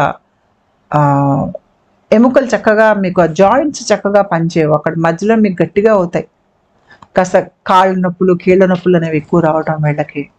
అంతేకాకుండా మీకు కిడ్నీ స్టోన్స్ లాంటివి రావటం అని ఉప్పే కదా. వీళ్ళకి ఒంట్లోంచి దుర్వాసన కూడా ఎక్కువ వస్తుంది. తర్వాత ఇంకోటి కూడా గమనించాలి, ఇలాంటి వాళ్ళు వీళ్ళలో కొంతమందికి అత్యాస పరులు ఉంటారు. ఈ అత్యాస పరులు ముఖ్యంగా తిండి పిచ్చింది అనుకోండి, వాళ్ళు చాలా చలికాలంలో ఏసీ గదుల్లో కూర్చుని వేరే వాళ్ళందరూ చలేసి స్వెటర్లు వేసుకుంటే వీళ్ళేమో అక్కడ ముందు ఏదైనా తిండి తీసుకొచ్చి పెట్టారనుకోండి, ఆ తిండి చూడగానే వీళ్ళకి చెమట్లు పట్టేస్తాయి. ఆ తింటుంటే కూడా వాళ్ళకి చెమట్ల స్నానాలు, వాళ్ళకి లోపల అలా పైనుంచి కారిపోతూ ఉంటాయి చెమట్లు వాళ్ళకి. ఆ బాగా తినేస్తూ ఉంటారు, అత్యాసతో తినేస్తూ ఉంటారు. అది ఎందుకు అంటే మన దేహంలో స్వాదిష్టన చక్రం, జలతత్వం. జలం అంటే ఏంటి? హైడ్రోజన్, ఆక్సిజన్ మాలిక్యూల్సే జలం మనకి. సల్ఫర్ అనేది మీకు మణిపుర చక్రానికి సంబంధించిందని చెప్పాను. హైడ్రోజన్ సల్ఫైడ్ మనలో నాకు ఎలా అనిపిస్తుందంటే, ఇప్పుడు నేను చెప్పే వివరణ మీకు ఏ పుస్తకాలను దొరకదు. ఎందుకంటే నేను నాకు తెలిసి నా ప్రక్రియ నాకు నేర్పించే పాఠాల నుంచి నేను మాట్లాడుతున్నాను. చాలా అత్యాస కూడా మీకు స్వాదిష్టాన చక్రంలో ఉంటుంది, పక్క వాళ్ళని తీసేసుకుందాం అనేటువంటిది. అంటే ఇక్కడ ఏంటి, ఆ జలానికి అగ్ని తోడైందనమాట, ఆరాటం. అలా ఎక్కువగా ఉండే వాళ్ళకి ముఖ్యంగా తిండి విషయం అయ్యేసరికి ఆ తిండి వెళ్ళేది మళ్ళీ కడుపులో ఉన్న అగ్నికే వెళ్తుంది. కాబట్టి మీరు ఆ హైడ్రోజన్ సల్ఫర్ని కలిపితే అది హైడ్రోజన్ సల్ఫైడ్ అనుకుంటే, హైడ్రోజన్ సల్ఫైడ్ కాల్చినప్పుడు టక్కున అది నిప్పంటుకుని కాలిపోయాక అక్కడ నీళ్లు మిగులుతాయి. అంటే ఈ చర్య లోపల జరుగుతున్నప్పుడు ఆ నీళ్లు ఏదైతే మిగులుతాయో అదే చెమటగా కారుతుంది వీళ్ళకి, విపరీతంగా చెమట కారుతుంది వాళ్ళకి. నోట్లో కొంతమందికి చొంగగారుతుంది, ఏదైనా తీసేసుకోవాలి పక్క వాళ్ళ నుంచి అని. కొంతమంది అత్యాసపరులు ఎదుటి వాళ్ళ నుంచి సొమ్ము తీసేసుకోవాలి, ఎలా వాడుకోవాలనుకున్నప్పుడు వాళ్ళకి తెలియకుండానే వాళ్ళు నోరు తెరుచుకుని అట్లా చూస్తూ ఉంటారు ఎదుటి మనిషి కేసి. ఎవరైనా మీ కేసి అట్లా నోరు తెరుచుకుని అట్లా చూస్తున్నారనుకోండి, అంటే మీ ఇంటికి వచ్చి మీ ఇంట్లో వస్తువులు చూసి మిమ్మల్ని చూసి అట్లా నోరు తెరుచుకొని చూస్తున్నారనుకోండి, వీళ్ళకి మీ దగ్గర నుంచి అన్ని లాగేసుకోవాలి అనేటువంటి ఒక ఉద్దేశం ఉందన్న విషయం మీరు గ్రహించాలి. అది తెలియకుండా వాళ్ళు నోరు అలా తెరిచి, అలా డేగలాగా నోరు తెరిచి వాళ్ళు అది వ్యక్తపరుస్తున్నారు బాడీ లాంగ్వేజ్ ద్వారా. అది మీరు గ్రహించాలి. మీరు మనుషుల తత్వాలను అర్థం చేసుకోవాలి. వాళ్ళ బాడీ లాంగ్వేజెస్ బట్టి, వాళ్ళు అడిగే ప్రశ్నను బట్టి, వాళ్ళు చూపు ఎట్టెళ్తుందో దాన్ని బట్టి మీరు మనుషుల్ని పసిగట్టగలిగి ఉండాలి. ఒకవేళ ఎవరైనా మీ దగ్గరికి వచ్చి ఎంతసేపటికి మీ ఇల్లు ఎలా ఉందని చూసి, ఇంట్లో వస్తువులు చూసి, లేదంటే మీ ఒంటి మీద ఏ బంగారం ఉందని చూసి, ముఖ్యంగా ఆడపిల్లలు మీరు ఎవరితో అయినా ప్రేమలో పడ్డారనుకోండి, మీ బాయ్ ఫ్రెండ్ కానీ లేకపోతే మిమ్మల్ని పెళ్లి చేసుకునేవాడు కానీ ఎంతసేపటికి నీ ఒంటి మీద ఏం నగలు ఉన్నాయని చూస్తున్నాడు అనుకోండి, అంటే ఉద్దేశం ఏంటంటే నగలు లాక్కునే ఉద్దేశం ఉన్న విషయం గ్రహించాలి మీరు. మీ ఆస్తులు ఏమున్నాయి కనుక్కునే ప్రయత్నం చేయటం, మీకు ఎవరెవరు తెలుసునే కనుక్కునే ప్రయత్నం, ఆరాలు ఎక్కువ తీయటం. ఎవరికి ఇన్ఫర్మేషన్ ఇవ్వకండి, మీ ఇన్ఫర్మేషన్ ఎవరికి అవసరం లేదు. ఎంతగా మీరు ఇన్ఫర్మేషన్ బయటకి ఇస్తారో మీరు అంతగా ఎదుటి మనిషికి మిమ్మల్ని ఎలా పీడించాలి అనే దారులు చూపిస్తున్నారు అంతే వాళ్ళకి అక్కడ. కాబట్టి ఎక్కువగా ఇన్ఫర్మేషన్ అడిగే వాళ్ళకి వాళ్ళ ఏడుపు కథలు చెప్తారు చాలామంది. ఆ ఏడుపు కథలు చెప్పే వాళ్ళకి దూరంగా ఉండండి, ఎందుకంటే వీళ్ళల్లో ఇదే తత్వం ఉంటుంది. ఇంకోటి, మిమ్మల్ని మీరు కాపాడుకోవటానికి మీరు ఎప్సోమ్ సాల్ట్స్ మీకు దాంతో స్నానం చేస్తే, నేను చెప్పా ఉప్పు పీల్చేసుకుంటున్నా దేహంలో. మన మీద ఏమైనా ఇట్లాగా చెడు ఉద్దేశాలు, ఎదుటి మనిషి మన మీద ముద్ర వేసినా అది తీసేస్తుంది ఎప్సమ్ సాల్ట్స్. తీసేయటం, తర్వాత మీరు దిష్టి లాంటివి తీసుకోవటం. కొంతమంది ఇళ్లలో ఉప్పు పెట్టుకుంటుంటారు, ఎవరైనా వచ్చిన వాళ్ళు దృష్టి సోకకుండా పెట్టుకుంటారు. అంతేకాకుండా నిత్యం మిమ్మల్ని మీరు కాపాడుకునేటువంటి ఒక పద్ధతి పెట్టుకోవాలి. అంటే ఎవరైనా నాకేసి ఒక చెడు ఉద్దేశంతో చూసినా, ఎందుకంటే చెడు ఉద్దేశాలు అనేవి దాంట్లో శక్తి ఉంటుంది. ఆ చెడు ఉద్దేశం మీ దాకా రాకుండా మీ దేహం ఒక ఆరిక్ ఫీల్డ్ బాగా ప్రవహించేటట్టు మీరు సాధన చేయాలి. ఇది బాగా ప్రవహిస్తే ఎవరి చెడు ఉద్దేశాలు మీ దాకా రావు. మీరు సాధన చేసి మీ శరీర స్పందన పెంచుకోవటం, మీరు ఎవరైనా ఒక దేవుడితో ఒక సంబంధం పెట్టుకుంటే, ఆంజనేయ స్వామి అవ్వచ్చు, గణపతి అవ్వచ్చు, వాళ్ళని మిమ్మల్ని రక్షించమని మీరు ప్రార్థన చేయటం, ఇట్లాంటి చెడు వాళ్ళ కళ్ళల్లో పడకుండా రక్షించమని ప్రార్థన చేయటం. ముఖ్యంగా మీకు మనిషి ఒక నైజం అర్థం చేసుకోవటం. బాగా నైజం అర్థమైందనుకోండి, అప్పుడు మీరు ఇలాంటి వాళ్ళకి ఆకర్షణీయంగా కనిపించకుండా ఎలా బ్రతకగలరో మీకు అర్థమవుతుంది.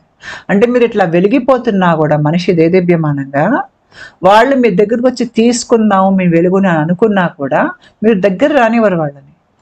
వాళ్ళ దృష్టి మీ మీద పడినివ్వరు. మీరు దృష్టి మీ మీద పడినివ్వరు కాబట్టి, రానివ్వరు కాబట్టి వాళ్ళు ఎంత ప్రయత్నించినా వాళ్ళు విఫలాలు అవుతారు. అది మీరు నేర్చుకోవాలి. అది మీకు నేర్పిస్తుంది, ఈ పాఠాల్లో వస్తాయి మీకు స్పిరిచువల్ అవేకనింగ్లో.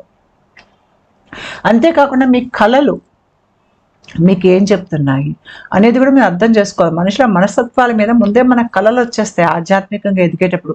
అప్పుడప్పుడు ఆ మనిషి ఇంకా మన జీవితంలో వచ్చి ఉండరు, రాకపోయినా కూడా ముందే మనిషి కనిపిస్తాడు కళ్ళలో. ఈ మనిషి దగ్గరకు వస్తాడు, అతను ఏదో మన కళలో దోచుకుంటున్నట్టుగా మనకు కనిపిస్తుంది. ఆ మనిషి తత్వం మనకి ముందే కనిపించేస్తుంది. తర్వాత మనకి ఒక ఏడాది తర్వాత మనిషి కనిపించినా కూడా మనకి ముందే సమాచారం వచ్చేసి ఉంటుంది మనకి. ఇదంతా మీకు ఎట్లా వస్తుంది, ఎక్కడి నుంచి వస్తుంది? మీ సబ్ కాన్షియస్ మైండ్ నుంచి వస్తుంది. ఈ ఆరిక్ ఫీల్డ్ బాగా ప్రవహించినప్పుడు ఇది మిమ్మల్ని రక్షిస్తుంది. భవిష్యత్తులో జరగబోయే విషయాలు కూడా ముందే చూపిస్తుంది తర్పణంలాగా. అయితే మన లోపల వెలుగుని పెంచుకునేది ఇదిగో సూర్యుడు కాంతిని ఎక్కువ చూడటం, వెలుగుని ఎక్కువ చూడటం. మనం దేవుడి ముందు కూర్చోప్పుడు హారతి అనేది దేవుడికి ఇస్తాం. హారతి దేవుడికి ఇచ్చినప్పుడు తర్వాత దీపం వెలిగిస్తాం, దీపం కేసి చూస్తాం. ఇవన్నీ చూస్తున్నప్పుడు మన దేహంలో సెరటోనిన్ అనేది ఎక్కువ ఉత్పత్తి అవుతుంది. ఎంతగా సెరటోనిన్ ఉత్పత్తి అయితే అంతగా స్వాదిష్టాన చక్రం బలంగా తయారవుతుంది, మనలో వెలుగు పెరుగుతుంది. ఆ వెలుగులో మనకి సబ్ కాన్షియస్ మైండ్ లోపల ఏమున్నాయో మనకు కనిపిస్తుంది. మనకి మనం అర్థమైనప్పుడు మనకి లోకం అర్థమవుతుంది. ఆ వెలుగే మనకి మనస్సు మీద పడుతోంది. నేను ఇందాక చెప్పాను, చంద్రుడు వెలుగు అనేది చంద్రుడిలోంచి రాదు కానీ ప్రతిబింబిస్తాడు చంద్రుడు, సూర్యుడు ఒక తేజస్సుని అని. ఆ వెలుగులోనే మీకు సబ్ కాన్షియస్ మైండ్ కనిపిస్తుంది. ఎందుకంటే చంద్రుడు మనస్సు. మీకు మీ మనస్సు పౌర్ణమి వెలుగులో మొత్తం ఏముంది దాంట్లో పూర్తిగా కనిపించాలి అంటే మీ లోపల సూర్యుడి ఒక కాంతి పెరగాలి. అంటే ఆదిత్య హృదయం లాంటిది చదవటం. ప్రత్యక్ష దైవం సూర్యుడే. రోజు సూర్యుడిని చూసుకుని సూర్య నమస్కారాలు చేయటం, వీటి వలన కూడా మీ దేహంలో వెలుగు పెరుగుతుంది. చిన్నగా వెలుగు పెరిగేది ప్రత్యక్ష దైవం సూర్యుడు. తర్వాత నిత్యం ఉప్పును వాడటం. ఎందుకంటే మీకు పక్క వాళ్ళ దృష్టి మీ మీద పడకుండా, చెడు దృష్టి పడ్డా కూడా మన పూర్వీకులు చేసేవాళ్ళు ఇవన్నీ రోజు. అవి నిజంగా పనిచేస్తాయి. వాళ్ళకి వాటి శక్తి తెలుసు. ఆ రకంగా మిమ్మల్ని మీరు కాపాడుకోవటం ఇవన్నీ చేసినప్పుడు ఏంటంటే, తర్వాత వైటమిన్ సి. నేను ఇందాక చెప్పాను మీకు ఒళ్ళు నొప్పులు అన్ని ఇన్ఫ్లమేషన్ ఈ ప్రక్రియలో భాగంగా వస్తాయి అని. అందుకనే చూడండి అమ్మవారికి మనం మెడలో నిమ్మకాయలు వేస్తాం. ఎందుకు వేస్తాం? Vitamin C. వైటమిన్ సి మన దేహంలో రోగనిరోధక శక్తిని పెంచుతుంది. వైటమిన్ సి బాగా ఉంటే మనకి సెరోటోనిన్ బాగా ఉత్పత్తి అవుతుంది. అందుకనే మన ఆధ్యాత్మికంగా బాగా ఎదిగిపోయాక మనం ఏంటో మనకి తెలిసాక ఒళ్ళు నొప్పులు పోతాయి. చాలా మందికి ఈ ప్రాసెస్‌లో ఒళ్ళు నొప్పులు వస్తాయి. తీవ్రమైన ఒళ్ళు నొప్పులు. అవన్నీ మాయమైపోతాయి పై స్థాయిలో. ఎందుకు? సెరటోనిన్ చక్కగా ఎంత కావాలో అంత శరీరంలో ఉత్పత్తి అయ్యేసరికి మీకు ఇంకా ఒళ్ళు నొప్పులనేవి ఉండవు. కాకపోతే ఆ ప్రక్రియలో భాగంగా మీకు ఒళ్ళు నొప్పులు వస్తాయి. ఇక్కడ వైటమిన్ సి ఖచ్చితంగా మీరు వాడాలి. నిమ్మకాయలు మీరు దిష్టికి వాడొచ్చు, తాగటానికి వాడొచ్చు.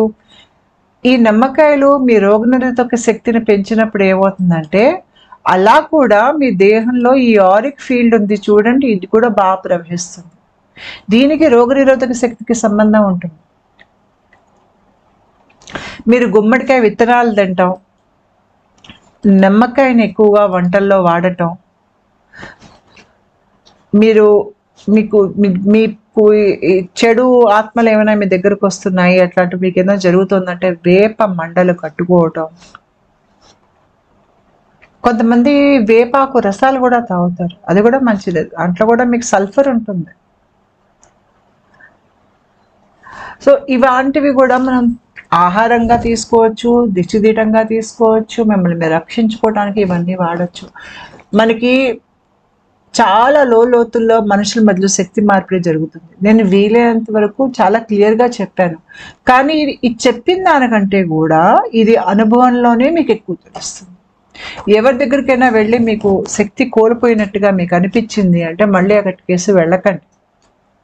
పీడించే తత్వం ఉన్నవాళ్ళు, దుష్టబుద్ధి ఉన్న వాళ్ళ సాంగత్యంలో మీరు కాసేపు కూర్చున్నా కూడా మీరు శక్తిని కోల్పోతారు. అదే మంచి మనసు ఉన్నవాళ్ళ దృష్టిలో పడ్డా, వాళ్ళ సాంగత్యంలో ఉన్న మీలో శక్తి పెరుగుతుంది, మీకు ఇంకా పనిచేయాలనిపిస్తుంది. ఎందుకు అంటే నిజమైన వెలుగు మనకి ఆహారం లాంటిది. అది మనలో శక్తి ఛార్జ్ చేస్తూనే ఉంటుంది మనల్ని. మనకు అలసట అనేది ఉండదు, రోగం అనేది ఉండదు, మన ప్రశాంతతకి భగ్నం అనేది ఉండదు అక్కడ. అలాంటి మనుషుల మధ్యలోనే మనం ఉండాలి ఈ ప్రక్రియ అయ్యేసరికి. లేదంటే మనం మళ్ళీ కర్మలో లాగేస్తారు వేరే వాళ్ళు. అలాంటి చోటే మనం బ్రతకాలి. ఒకవేళ అలాంటి మనుషులు ఎవరు మన జీవితంలో లేకపోతే ఒంటరిగా బ్రతకటం నేయం. మీరు మీ నిజంలోంచే బ్రతకాలి. మీరు మీ నిజంలోంచే బ్రతికినప్పుడు మీరు ఇలాంటి దుష్టబుద్ధి ఉన్న వాళ్ళ వలల్లో మీరు ఇరుక్కోరు. ఎప్పుడైతే మీరు భ్రమలోకి వెళ్ళిపోతారో, కోపంలోకో దుఃఖంలోకో అలాగా మీరు జారిపోతారో మళ్ళీ మాయలోకి వెళ్తారు. అది తెలుసుకోండి. ఉంటానండి. నమస్కారం.